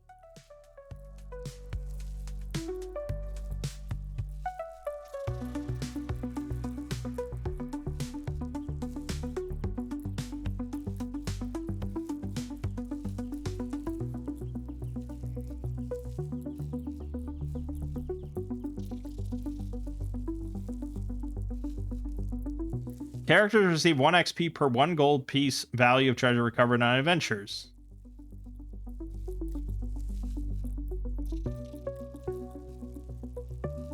Totals. Sum for all XP is divided evenly among all party members who return to civilization, with henchmen receiving a half share each. Okay, I mean, here's the example. So a group consisting of 2 PCs and 2 henchmen. Kill a 5 hit dice monster worth 200 XP and find a gold statue worth 500 gold pieces and a gem worth 200 gold pieces. 200 XP from monsters, 700 XP from gold, added up to 900 XP. The XP is then allocated across 1 plus 1 plus 0.5 plus 0.5 equals 3 shares. The two PCs get 900 XP divided by 3 shares times 1 equals 300 each. Then the henchmen get 150 each. So yes, because you have henchmen, you are getting both less money and less XP, including XP for killing monsters. And that all makes sense because you are being assisted. You know, it's not just an easy road to getting free XP or anything like that, and just having 100 henchmen that just kill everything for you and you get XP. The problem, as you can see in Tales of Argosa, is that we don't do XP in that direct of a way. They do a significant combat, everyone gets 1 XP. So I'm accounting for the henchmen by doubling their XP costs, but I'm not counting for players by increasing their number at all, because I don't want to. That gets really complicated.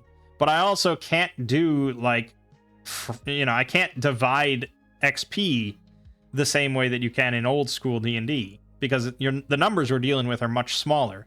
I'm not going to start giving them 0.3 XP points, or experience point.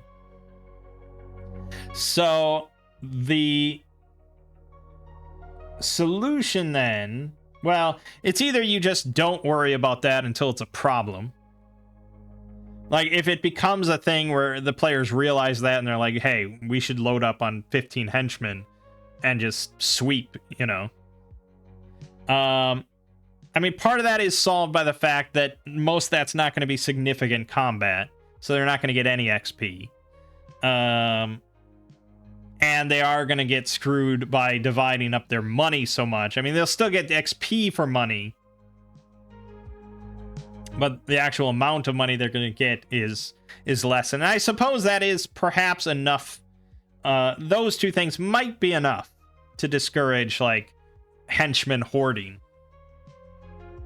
You're not going to get nearly as much significant combat XP, and you're going to lose a lot of money by throwing it away to henchmen.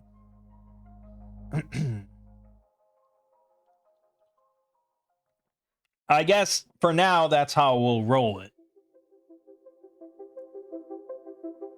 Because, like, this fight against 2 of these spiders, if it was just the 2 of us, you better believe that would have been a fucking significant combat, right? Unless Felina got absurdly lucky with her main hand and an offhand on the spider next to her. It's possible, but kind of unlikely. And she could have just fucking died. So, you know, I'm glad the henchmen were here, but we did give up XP because of it. And I'm pretty sure there's treasure in this building that we're going to find now, and then we're going to lose the majority of that treasure that just gets vanished away to the ether, gets sent off to all their families, never to be seen again. So I don't think it's really that much of a problem, just because, at least for the people I DM for, they're not likely to give up that amount of money. And I think that's the main thing. So far, anytime I've mentioned henchmen to them and they hear that they have to give up a half share of treasure to them, like, fuck that. We can do it ourselves. But I think they haven't really seen yet how powerful a group of henchmen with you can be. I mean, here's a perfect example. They just grouped up and did 33 damage to this giant spider instantly. And that's because they're built like player characters. And especially in a system like this that makes player characters more powerful than a BX D&D equivalent, henchmen are pretty powerful. So it's hard to say. It's hard to say. As for me playing solo, I don't tend to want to hire henchmen just because I like to solve things creatively. But in this case, we are doing a modern D&D module that kind of expects a certain amount of combat and a certain power level. So we're sort of compensating. It'll be fine. All right, anyways. Whoops. Not that. Right, so we're gonna go into the building, and we find the corpse of an unfortunate adventurer lying cocooned in spider silk in the western half of the building. The body is shriveled and dry, but it appears to have been a male elf. The corpse wears +1 leather armor and a short sword in the scabbard at its hip. A careful search also yields a potion of healing and a belt pouch along with 23 gold and 35 silver. Now, here's a good question. How do you divide up a +1 leather armor? How do you divide up the value, essentially, of a magic item?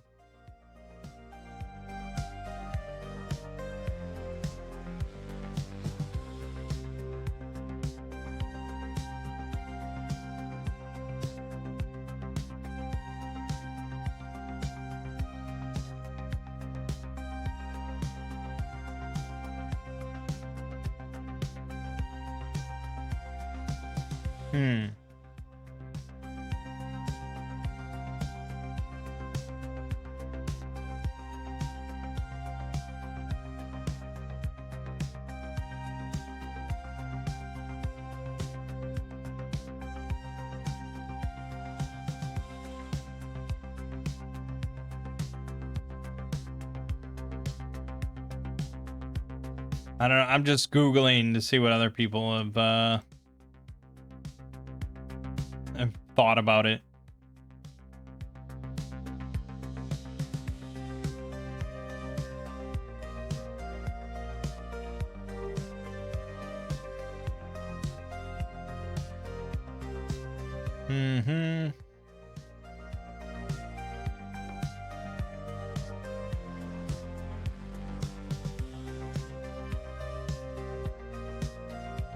I feel like Axe probably mentions this at some point.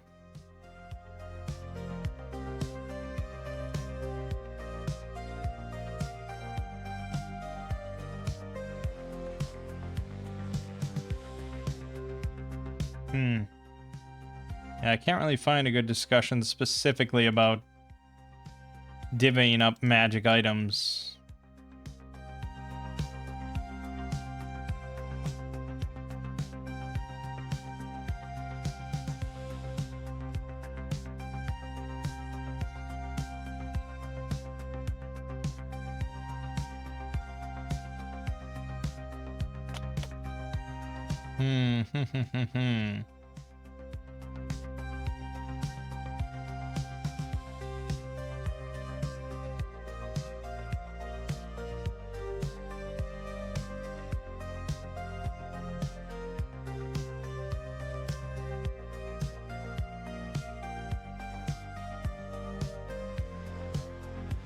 It's possible you just don't count them as far as like loot is concerned.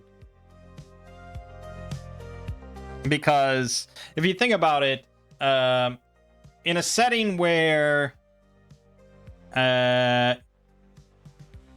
a setting like most settings where magic items are not freely just bought and sold, there's not going to be like an intrinsic value to any magic item. Now, this is a special case because it's a +1 leather armor, so it's just like it's sort of a thing that we kind of wish didn't exist in RPGs, in D&D, because it's just like this is just a random adventurer with a +1 leather armor, implying, of course, that +1 leather armor is not that uncommon. And +1 armor is a relatively freely purchased thing. Now, if we change that and just say that it's like masterwork leather armor, like really high quality leather armor, and it's not magical, it's just really nicely made, then it becomes this mundane thing that they would be like, hey, that's probably worth quite a bit. That's really nice armor. So let's not even enter the discussion of leather armor or magic items. Let's just say we found one jewel. Let's just say we found a nice big emerald. How do you divide that amongst hirelings? How do you do, like...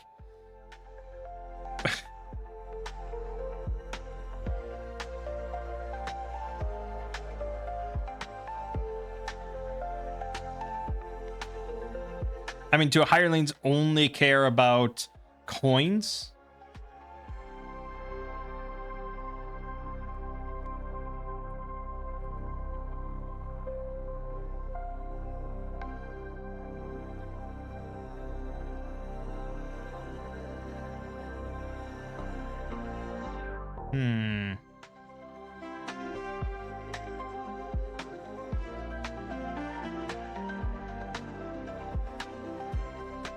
Oh, yeah, no, okay. I get it. I think I'm thinking too much about it. You're not, yeah. You shouldn't be doing this. It's a thing. Players do this, obviously, when they find treasure. And when I played, when I DM, this is what always happens. You find like 62 gold pieces, and they do the math, and they're like, okay, we each get, 16 or 15 or whatever, and two of us get 16, blah, blah, blah. And they always make this decision. They always divvy it up right away, blah, blah, blah. But what you should do, and especially with hirelings, henchmen, is you just keep a running tally of all the loot that you collect while out on an expedition or in a dungeon or whatever. And then at the end, when you get back to town, then you say, okay, this is everything we got. This is the total number. Now we divide this by 4.5, and you get this much, you get this much, you get this much. So the person that gets the leather armor, that is valued. There is a value put on that. And whether that's like a legitimate value, or the DM provides the value, or the players just like settle on a value, as long as the DM approves for the henchmen or whatever. But the henchmen then are going to get an amount of loot that is, an equivalent. And maybe they might just take the +1 leather armor, if they would accept that in exchange instead of coins. But I think coins are generally going to go to the henchmen over any sort of items or gems or jewelry. But I think gems, jewelry, treasure like that, that's acceptable over more vague magical items that it's hard to pin down a value for. Especially going past like magic armor and weapons, and you get into stuff like, this is a magic model of a little horse that summons a horse once a day. And it's like, okay, I don't know how much that's worth. Don't give me that. Give me the fucking silver pieces. So yeah, that's how you should do it. I don't know why I took that long to think about that. So we would find then, so I shouldn't have divvied up the earlier loot before right away. I should be running a total here. But that is a pretty new concept to me. And again, especially if you're just playing and you don't have any henchmen, you pretty much always divvy up the loot right away. No one's like, I'll hold on to all the gold, and then at the end we'll sort it out. It's like, no, fuck that. Give me my share now. But when dealing with henchmen, there's just, you kind of have to do it when you account for magic items and other stuff, jewelry and things. Because players, it doesn't really matter, if one player gets kind of fucked over a little bit and one gets a few more jewels, because they tend to share their money and stuff like that. But henchmen, it has to be very specific that there is a good portion of the loot that is literally just getting thrown away, basically. Like, it is going off into the void, never to be seen again. So it's important that that void money gets its due. So in this case, we'd find the +1 leather armor, a potion of healing, 23 gold, 35 silver. So if that was everything that we found, we'd basically, we'd pretty much have to give all the money to the henchmen in exchange for the armor and the potion of healing. And even then, the henchmen would be getting screwed. But I don't think we'd squibble that much about, because again, they're happy to get the money over this armor that they probably couldn't sell, or the potion of healing that's just like, you drink it once and it's gone, and then their family goes hungry. So I think they'd be fine with money, and I think that's generally the point. The issue comes, I guess, if you do a dungeon and you don't find any money. But I've never encountered such a thing. So, yeah, +1 leather armor. That's obviously going to go to Felina. So we're just going to replace her leather armor with leather armor +1. And that'll be 3 AC. AC bonus 3. Now she's got AC 15. Excellent. And then the Potion of Healing, which we will throw over to Eris.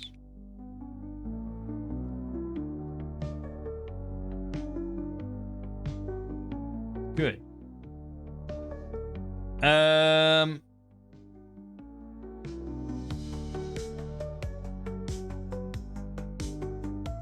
I think that's worth an XP. Technically, no, that should be worth 2 XP for the potion. For the, well, magic armor and a potion, 2 XP for sure. So it'll bump us up to 24. Whoop, 24. And the henchman up to 4. They're moving along.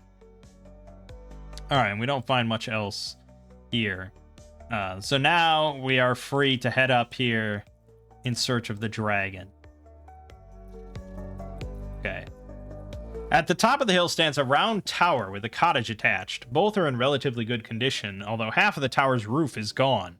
A door leads into the cottage, and several arrow-slit windows are visible in the tower. You notice an eerie quiet in the area and a strange, acrid smell in the air. The corpses of 2 giant spiders sprawl near the edge of the pathway, apparently dragged there. Their bloated bodies are puckered and blistered and appear to have been mauled by a large animal. A young green dragon named Venom Fang recently claimed the tower, having passed over Thunder Tree while searching Neverwinter Wood for a suitable lair. Giant spider corpses in the clearing are the former residents of the tower, killed by the dragon after Venom Fang tore through the roof. Since then, the dragon has been laying low.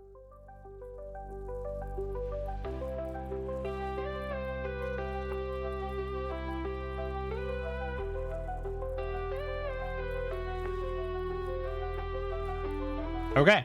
So it's assumed then that the dragon is in the tower. This isn't a situation where he might be out. But that's not surprising for a D&D module like this. The dragon will always be in the tower waiting and might come out if he hears noise. But it is not really in the spirit of OSR. There should always be... You know, you should treat it as a living entity, and a living entity would not spend 24/7 inside that tower. It would have to go out and hunt, and so on and so forth. The usual easiest way to determine this is basically just like there is a 2 in 6 chance that the dragon is out hunting currently. So that's how I would probably determine it. So we'll just roll a d6. If we roll a 1 or 2, he is not in the tower. Okay, he's in the tower, so we don't have to worry about much. And I think it's our assumption that it's in the tower currently, because the druid there told us that it lives in the tower. And that's why we hired you men to join us in this conquest. So, we have to figure out a best attack plan here. The tower is tall-ish. I mean, as you can see here, the tower is pretty tall. I think we'll say... It says half the tower's roof is gone. So I assume that means like this. That half the top floor, the roof, is just absent and collapsed in. But otherwise, the height is about the same. So we'll say 40 feet, just to be nice. So it's a 40-foot tower. I could portal us up to the top of the tower. But that's not really where we want to fight the dragon. Ideally, I guess, in a perfect scenario, I would portal us up to the top of the tower. We would see the dragon down in the bottom of the tower. And then I would portal us down next to the dragon, and we would jump out and stab it to death quickly. Oh, it does say 40 feet. Nice. Oh, and there is actually a staircase that is intact and goes down to the bottom from the top. So I don't even need to portal down, really, although it is much stealthier. What we don't want to really have happen is a fight on top of the tower, because it's very likely for us to get flung off and die. We want to be on sure ground here. But we have the element of surprise right now, and I don't want to lure it out, because then it's very likely to fly out and then just blast us with acid or whatever it is. Actually, it's poison. It's poison gas. So we want to avoid that. There is a risk that if we don't alpha strike him down inside the tower, he'll just fill the entire tower with poison gas and we'll die. That is a real potential issue, but we're taking on a dragon. No matter what, there's big risks here, and we all know it. So the real problem is that I can't make a portal 40 feet up. Now that I think about it, of course. Because it's close range. So we'd have to climb the tower, and I can't imagine that's going to be quiet. It's going to hear that. So Harris could gravity pulse on himself to jump up to the top of the tower. And then... No, but he still can't... Well, then he could latch a grappling hook onto the tower and drop the rope, which is pretty quiet.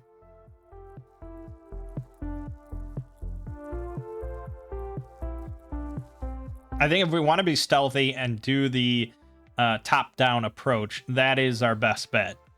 It's a little janky. There's some risks, but I think that's our best bet for a stealth approach. Okay, so that's what we're going to do. It still is going to be noisy because it's going to be 6 individuals climbing up the side of this tower. But it's pretty solid stone. I don't know how much noise transfers through something like that. And obviously we're going to place an emphasis on stealth. But I am going to have to roll for that. And Harris could get caught. I mean, if I hear the dragon stirring or something, I'm probably just going to jump down right away with Gravity Pulse. Unless the majority of our team is up top. So let's do that. I'm going to use Celestial Alignments. We're going to use Gravity Pulse on myself. Actually, should I send Felina up instead?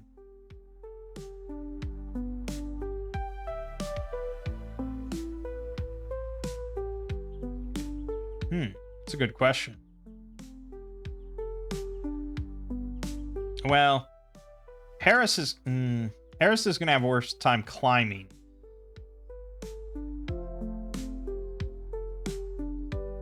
Right? Yeah, I mean, I suppose so. It's a strength roll.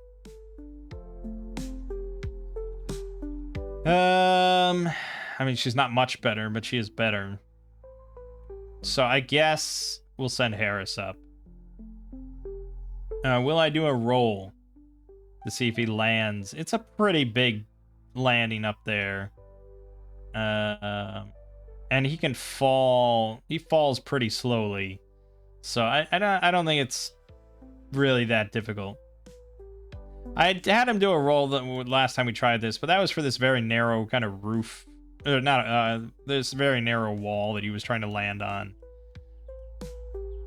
This is a pretty big opening, so, section. So I think he'll be fine. Yeah, okay, 40 feet. So he jumps up there, lands gently. He hooks the grappling hook onto the side, drops the 60 feet of rope. And now they're going to be climbing up. So we'll have Felina go first. I'm not going to have it be a strength check. Because she's not under really any time pressure or anything. And she has a rope, and she has footing and everything. So it's a pretty simple climb, but the stealth is a factor. She's trying to be quiet. Fortunately, she has a skill in stealth and an insane dexterity. So she got a great success. Now, this should really be a group check. So I'm going to count her and the 5 henchmen as one group, all climbing. Really, they should have skills, but we won't count stealth among them. So really, we're just looking at Dex 11 or under. She got a great success, which is good, but I need at least 2 of these guys to succeed.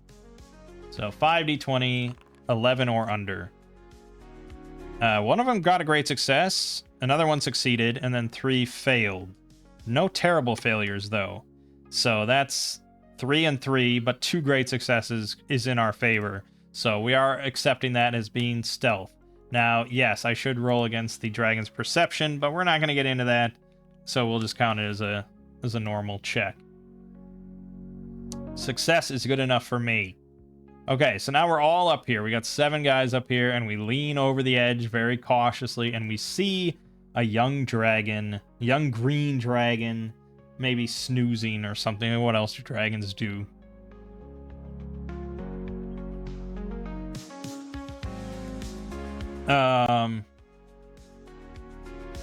So we could sneak down all 40 steps close to it, but Harris is not that dumb. He's going to go down 10 feet down the steps. And then he's going to make a portal at the bottom so that they can just walk down 10 feet and then walk out next to it.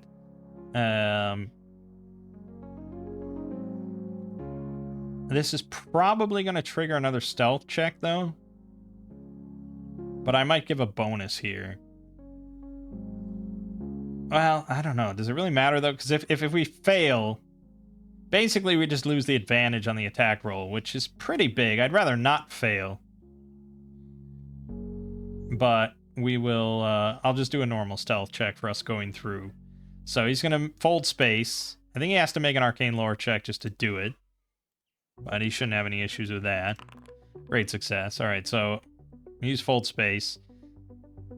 So he makes the portal. Felina's going to go through first, and then the 5 henchmen, and then Harris last. Now, we're going to do this as a group stealth check again. I am going to do it against the dragon's perception.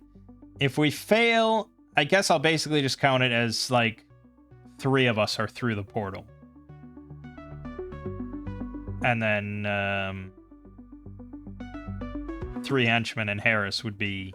So around halfway through, it notices us if we fail.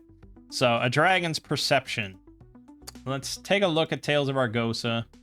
Even though their young dragon is... did we decide? I think we decided the young dragon here is pretty close to what we're looking for. Except for 10 hit dice. It has a perception of fucking 20. And it has advantage on perception, including smell. Man, these things are fucking insane. Yeah, Tales of Argosa definitely is a system that respects the hell out of dragons as being extremely fearsome. Let's go to Tales, or let's go to Axe and look at the young dragon again. Because that's what we were looking at, about 6 hit dice. So around 6 hit dice. So what's an animal-ish that has 6 hit dice that I could look at as maybe a more normal comparison? A giant queen ant, giant crocodile. Okay, let's look at a giant crocodile. Perception of 10.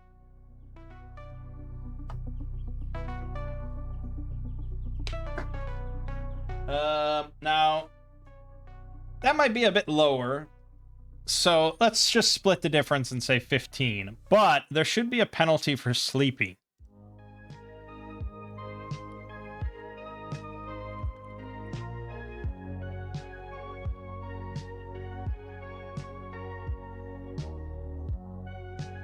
Which I think we usually do at disadvantage. In old editions, it was a -20 modifier. We'll do disadvantage because it's sleeping.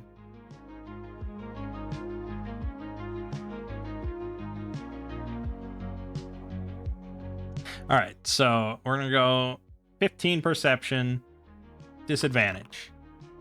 I don't fucking believe it. He rolled double ones. Double crits. Wow. Okay, so he was just pretending to be asleep. He heard us. He heard us climbing up. He's pretending to be asleep for some reason. Because that's nuts. Alright. It's not that big of a deal. Basically, we just lose the advantage. Because we're almost certainly going to win initiative. And then the other guys can just run through the portal, and this really shouldn't be much of a problem. The advantage on attack rolls for all of us would have been pretty insane of an alpha strike, but we should still be fine. Yeah, because we're doing the 6-hit dice version here. And an AC of 15. Dangerous, yes, but shouldn't be too bad. Again, the real problem is going to be if we don't kill it in one round. All right, so yeah, Felina and 2 henchmen are through when it suddenly just opens its eyes, opens its eyes, and roars and stuff. So, initiative, great success, of course. Are we counting this as a heavy? I have to imagine Tales of Argosa counts their dragons as heavies.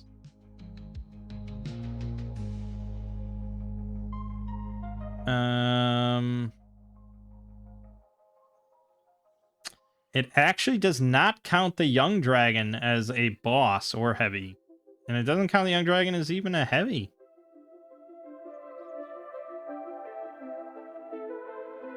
That's surprising.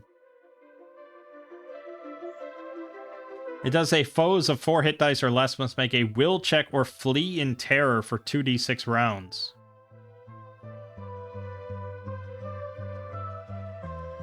And if this thing breathes its poison breath, which it will, why wouldn't it? Targets in a close area, so it's everybody in this tower. Suffers 10d6 damage and 1d6 strength loss. Luck con save for half. Yeah. That's basically a TPK, if we count that as damage. But if we're using axe numbers pretty much across the board. So if this thing breathes its breath weapon, I think we're doing fetid gas.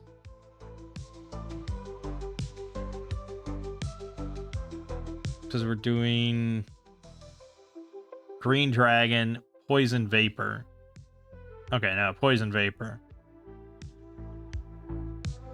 So that just obscures the area to -2 penalty. And it's going to be, I mean, we'd probably affect the whole area. I don't see how I wouldn't. Be a blast saving throw, which is dex, and if you fail, full damage, which is 1d6 per hit die, so 6d6, which on average is going to be 21 damage, which is going to be a TPK. If we all fail the dex rolls, but Felina and Harris really shouldn't. And I would say half the henchmen probably will succeed because it's a luck dex. So they have like a 50-50 shot, 45%. Yeah. I don't know. We'll see. We'll see. But we can probably alpha strike this thing. So 6 hit dice is going to be around 27. So we'll say 27 health. We should be able to do that fairly easy, even with a 15 AC. So, yeah, Felina and the henchmen are all going to be attacking. We're all going to give them +2 for flanking. This thing's not that big that we like can't flank it. Well, really, I mean, yeah, we're flanking it. We're attacking it from multiple angles. So we all get a +2. So for her, this is going to be +3. Boom, big hits, baby. That's 1/3 of its health right there. Excelente. All right, it's down to 18. And then she'll swing her offhand. Also with +2. Oh, -4, so really -2. Miss. Okay. And then the 5 henchmen. So this is 5d20. And they're all adding 5. They are a threat, man, in a pack like that.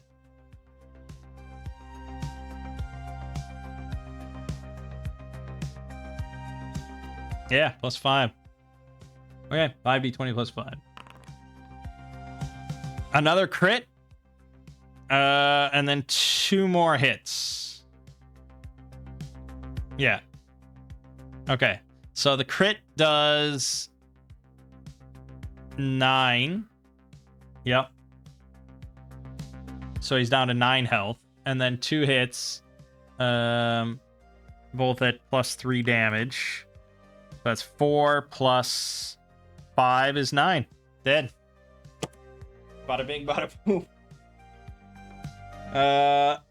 Barely, though. That was the exact amount of damage we needed. And if they hadn't killed it, I would have had to have Harris come in, rush in last minute, last moment with his spear. And yeah, his rolls are pretty bad. Even with flanking, he would be rolling +2. Oh, he would have hit it. Okay. So that would have been triumphant. But yes, we did manage to kill it in one round. But you can see, without those henchmen, I would have been so utterly fucking boned. And I don't know what really amazing plan I could even come up with. Because I can't gravity pulse 2 things at once. So it's not like I could gravity pulse a big boulder and gravity pulse myself at the same time and like jump up here and then drop it on his head. I mean, that would be great. I mean, I guess we could have gotten Felina up here. I could gravity pulse a boulder and throw it up to her, and then she could have dropped it and I could have cut gravity pulse. But I'd have to find a boulder within, like, you know, walking distance of this tower, which there probably would be one. But would it be big enough? Probably. I mean, that's 40-foot drop on a big rock like that is probably pretty fatal, I would imagine, for a creature like that. But yeah, the henchmen made it a lot easier. I think still, though, I think Harris did play an instrumental part here in getting us up there and getting us like right within its face, pretty much without it reacting until the last moment. Because without Harris here, like if Harris was just a fighter, yeah, throwing up a grappling hook like that onto the roof would have certainly awoken it. So we would have had to just like go around and through the cottage. And it pretty much specifically says that if you do that, it'll be ready for you. And if any situation where that dragon is ready for us involves poison breath, and that involves just dead, it'd be very tricky for 2 characters, and even for 7 characters that are just taking a straight up approach. So I think Harris was pretty instrumental here, as much as, you know, pretty much any magic user would be, compared to just 7 fighters waltzing up to this thing. So it was still pretty touch and go. I can't believe I rolled 2 1s for his perception, but it worked out. It worked out barely, just barely. Okay, so treasure.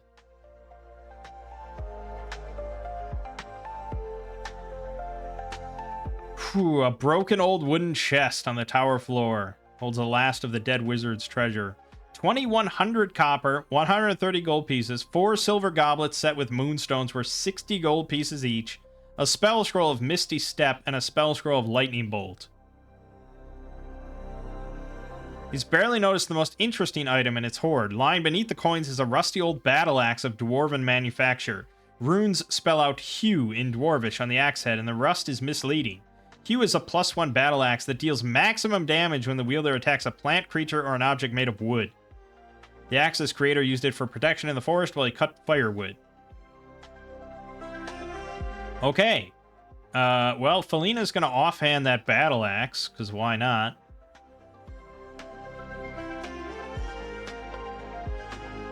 Let's do Q, +1 battle axe. More +1s that I have to manage manually, because this module has no allowance for +1 weapons or anything like that. It's pretty annoying. It's going to be equipped. So on and so forth.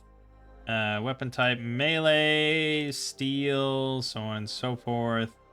Battle axe is going to do probably a D8, I would imagine. Battle axe 1d8. Why didn't I just take a battle axe and then modify the name? I don't know. So the damage is going to be 1d8 plus 3 for our dexterity. Natural 19 is blade trauma 1d8 plus 4. That's correct. Everything's correct. Alright, and we'll ditch our long sword for that bad boy. So that's in our offhand. Because it's essentially the same as the long sword. Except, unless we're fighting a plant. So if I know we're going to fight a plant or a wood creature, I guess I'll swap. But for the most part, we'll use the one I paid hard cash for. Alright, so we got to tally this all up.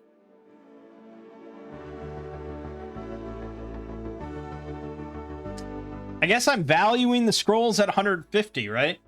I kind of have to for the purposes of loot distribution.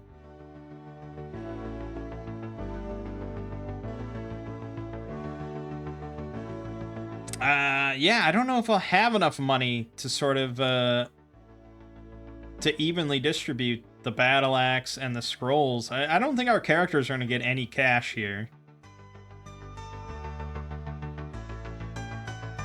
So if you have the 2 scrolls, so we have 300, and then we have to value the +1 battle axe, which I guess is like a masterwork, so we're counting that at 650.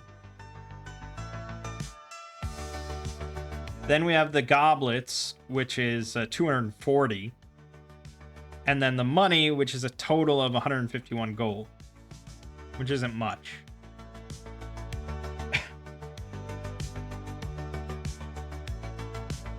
Honestly, I think basically Felina gets the battle axe.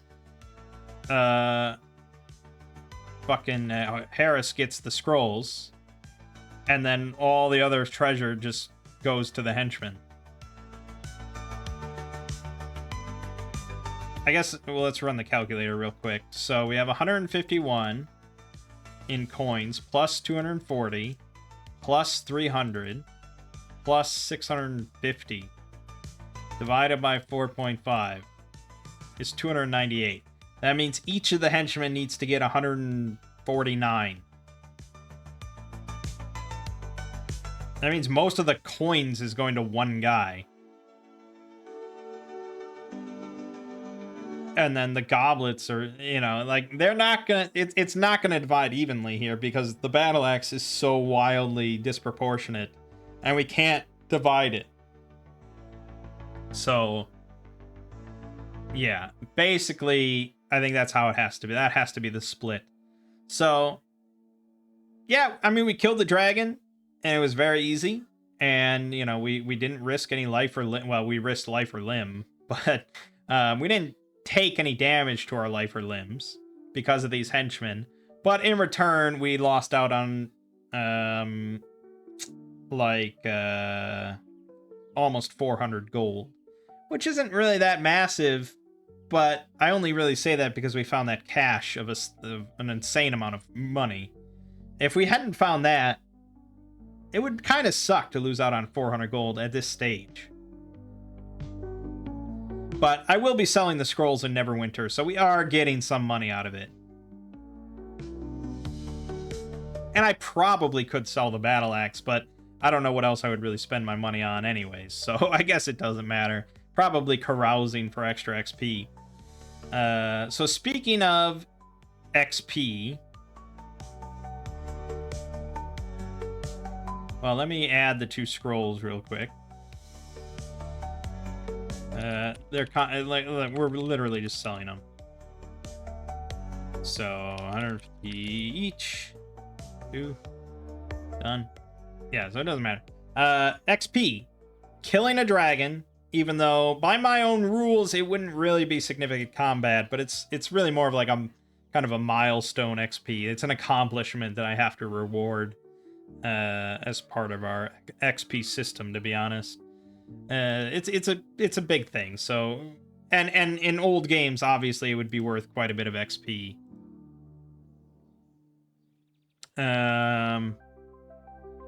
Yeah, it'd be worth 820 XP if it was speechless. And it only has a 5% chance of speech. So we could roll this if we roll a 20. No, okay. So, yeah, it'd be worth 820 XP as a kill. Divided by 4.5. Which wouldn't be that much XP. All things considered.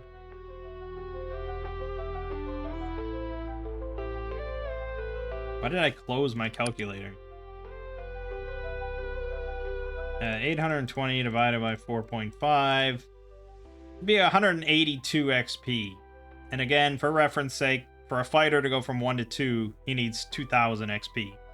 So it'd be 1/10 of a level, not even, for a level 1 fighter. Yeah, it's really not that much considering how dangerous it could be. But again, most of your XP is not meant to come from monsters. So I think 2 XP is probably fair for just killing the dragon. I also would have given 2 for driving it away. You know, like, because at a quarter of its health or whatever, it would have flown away. So, probably 2 XP. And then for the treasure, magic item plus scrolls, I think I have to give at least 3. So let's say 5 XP for that whole encounter, which is pretty good. So we're going to go to 29 out of 25. And we are in business. So then that means the next level's at 60, I'm pretty sure. Somewhere.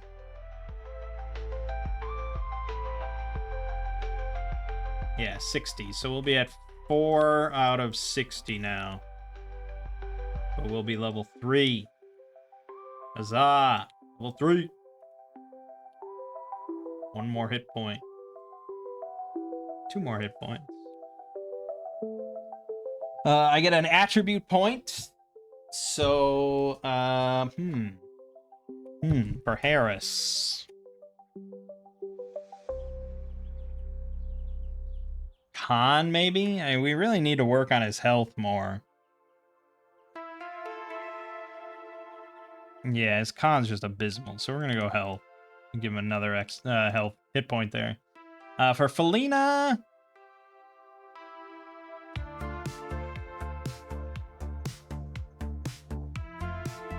could also go Khan. She's not doing much with perception, but it is kind of handy to have. Or will, just to make her better at recovery. Or strength to just make her a little bit more viable anytime we actually need strength applied to a situation, which is sometimes. Alright, we'll go strength. It's probably not the best choice, but we'll do it. Then we get our unique features. Oh, we also might get attack bonuses. Level 3, yes, she does. She's even more vicious now. Our attack bonus is at 4 total. As for Harris... he also gets an attack bonus.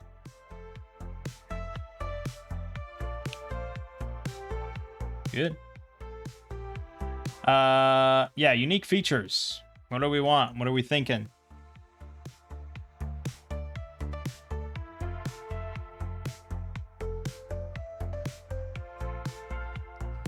I mean, the last time we encountered this, when we were doing that other campaign, I went with very mechanical decision. It was like mostly exploding dice on damage with spears and stuff, which is pretty good. And that's just because I wanted something very... that didn't require much thought, because I had 4 characters.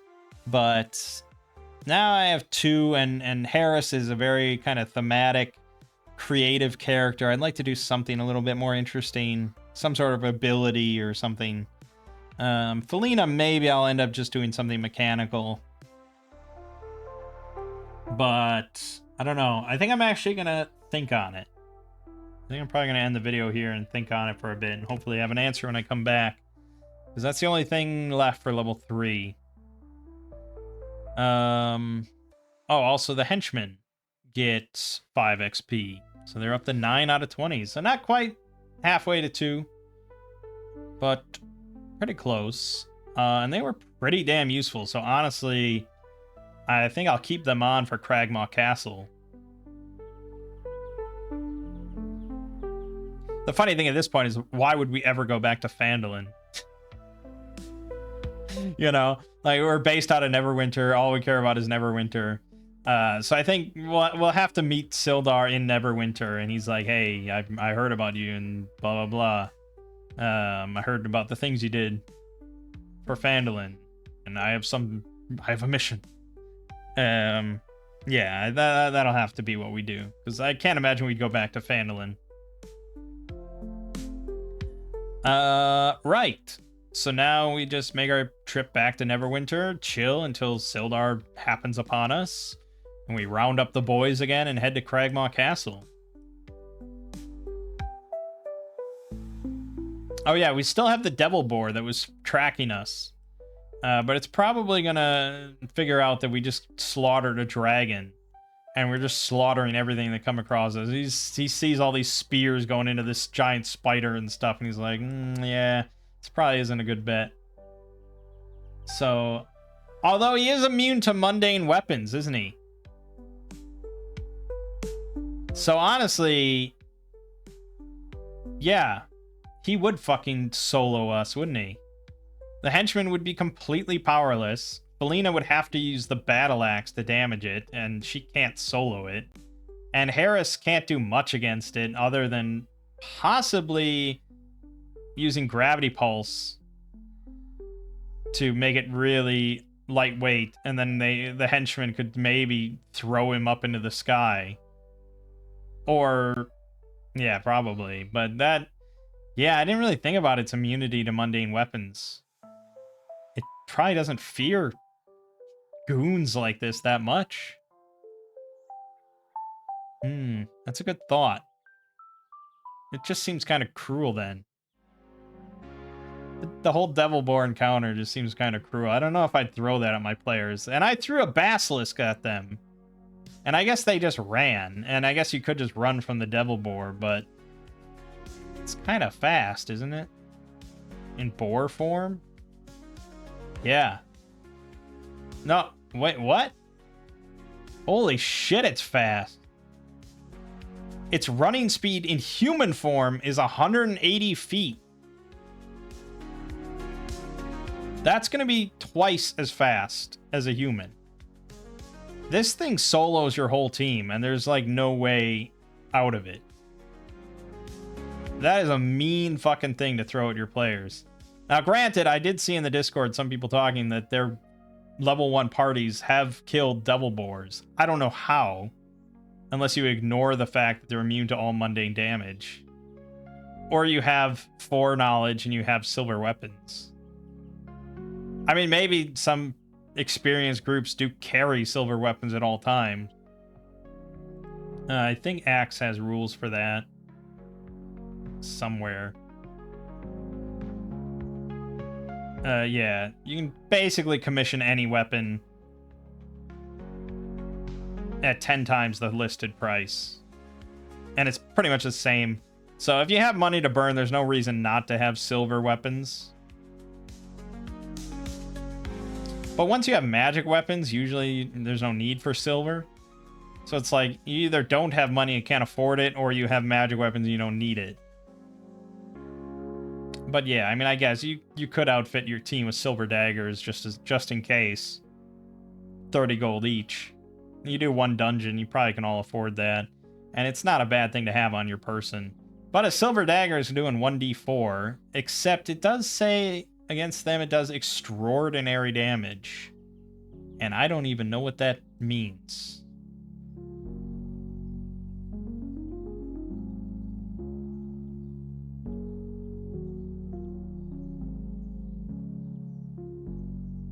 What the fuck is extraordinary damage? It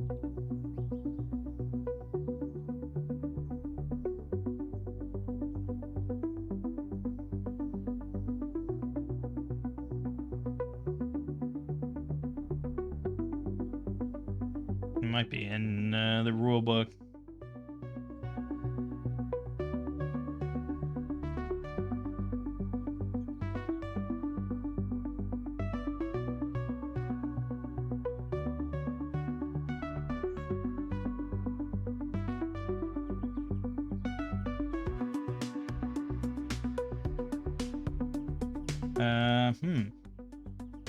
Well, I'm really curious, and I want to find out.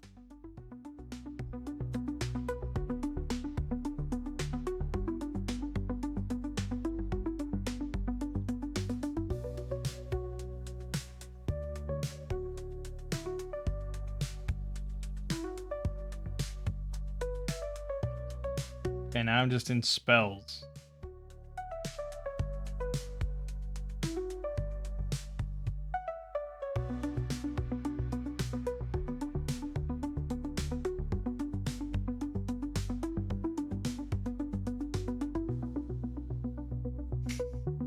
Why would you just tell me what extraordinary damage does?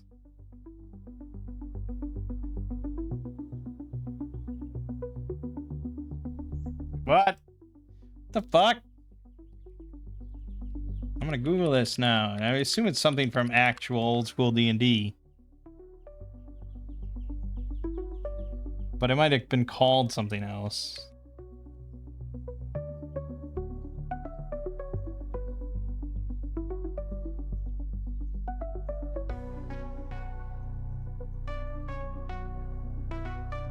The fuck? No one will tell me what this means. Is there a definition of extraordinary damage? Simply damage that is not mundane. I purposefully left it vague because, I'm not joking, every attempt to define it spiraled into a flame war that involved giants attacking castles, bears attacking ghosts, catapults attacking dragons, and more. The only meaningful game effect of extraordinary damage is that some creatures are resistant or immune to mundane damage. Its axe equivalent of can only be hurt by magic weapons.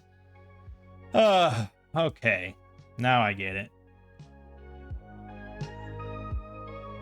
Right. So, okay. So, technically a silver weapon is mundane damage, right? But a magic weapon does not do mundane damage. And so extraordinary damage is just anything that's not mundane. And so silver for the Devil Boar counts as extraordinary. But against like a bear, it's not extraordinary. It's just mundane. It makes no difference for the bear. It just makes a difference for the Devil Boar. So they could have just written Devil Boars are immune to all mundane damage except for silver weapons. But they wrote it that way instead. Now we know. I thought it was going to be doing like triple damage or something. I thought it was like a limit break. I don't know. But that's fine. Yeah, so if you bring silver daggers, it's like you're doing 1d4 and you got a lot of health to chew through. It still seems like a horrific encounter to throw at your players. Like, basically just, here's a TPK. Unless you got some good magic going, and I don't really. Not yet. We may want to think about that. Oh yeah, Harris and Felina should get another ability, too. That's right. He would get another one of these. So we could, like, if I was thinking about what if we encountered a Devil Boar, what would I want? Well, Nova would do damage at least, so we might pick Nova. Echoing Pain, possibly. Because then I could double up on whatever Felina can do. So if she hits it with, like, her Battle Axe and does, say, 10 damage, I could just echo it and do another 10. It's not bad. It's not bad. We could also use Suspended Animation, though, to just freeze it and then maybe run. But it only suspends it for, like, 2 rounds and gets a strength check to resist. And if I had to assign a strength value to this motherfucker, it would be like 20, probably. Probably 20. If he's doing double damage with weapons, yeah, probably a 20.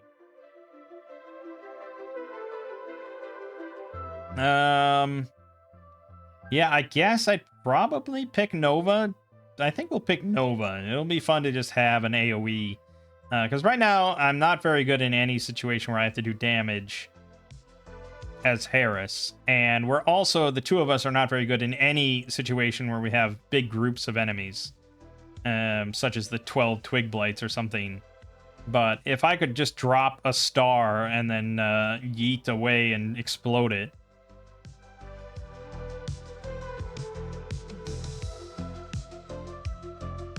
I mean, honestly, like that house down there where we got ambushed and almost killed, I could just make a little portal into the middle of it, drop a star, and then explode it and kill every last fucking Twig Blight in the area.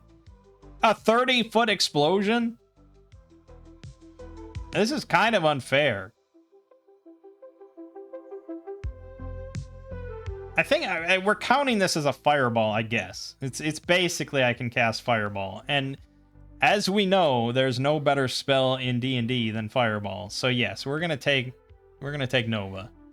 I can't spam it that much like as if it was fireball, but yeah, it's gonna be pretty fucking good. It's a class ability, general, no uses. Conjure small star within close range. I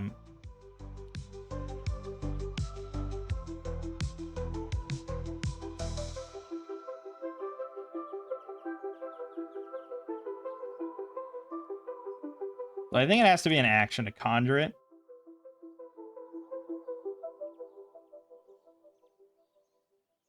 And I think it has to be an action to cause it to implode. As a balancing mechanism. Because it, well... Let me look up the Blade Blast Fireball, because that's sort of what we're thinking about here.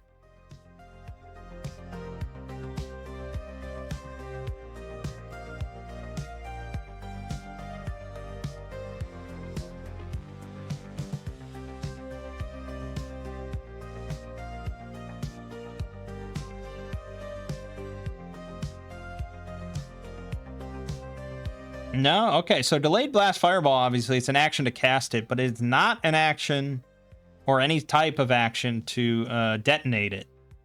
So I guess that's sort of what we're looking at. So I think... yeah,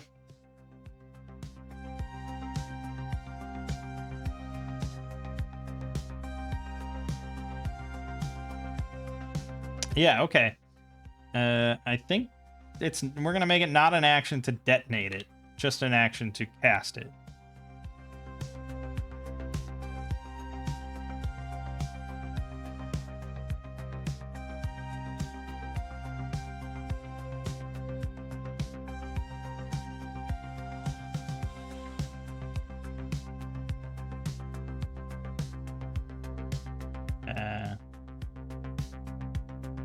Yeah. Something like that. It's a bit wordy.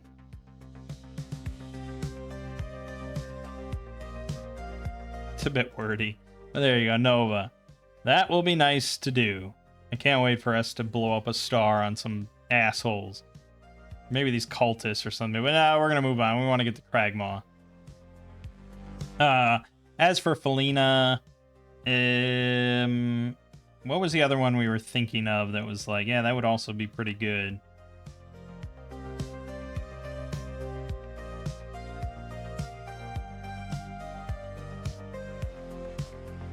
Rain of Thorns could be maybe good. Woven Mist, we could just deflect ranged attacks.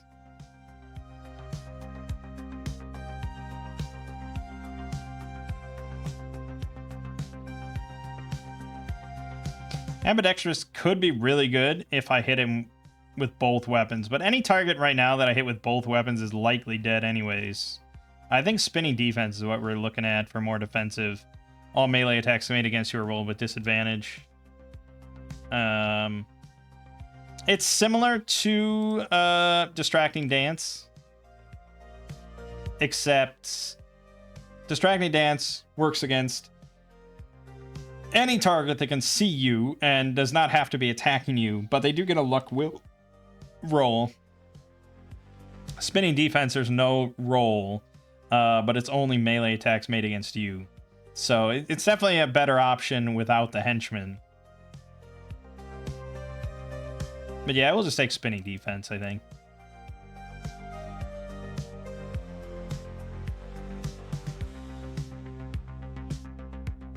You know, it's funny. Every time I sit down to record one of these videos, like, I'm always apprehensive about it because it does involve a lot of talking and a lot of thought. Like, we do a lot of reading. It is pretty involved for, like, what I usually do as, like, a Let's Play sort of thing. It's much more involved.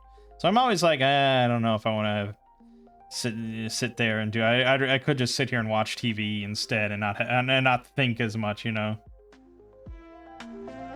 But then I start recording and it's like, it never ends. I just keep going. I keep dragging it out and it's like, oh, going on like 2.5 hours or whatever.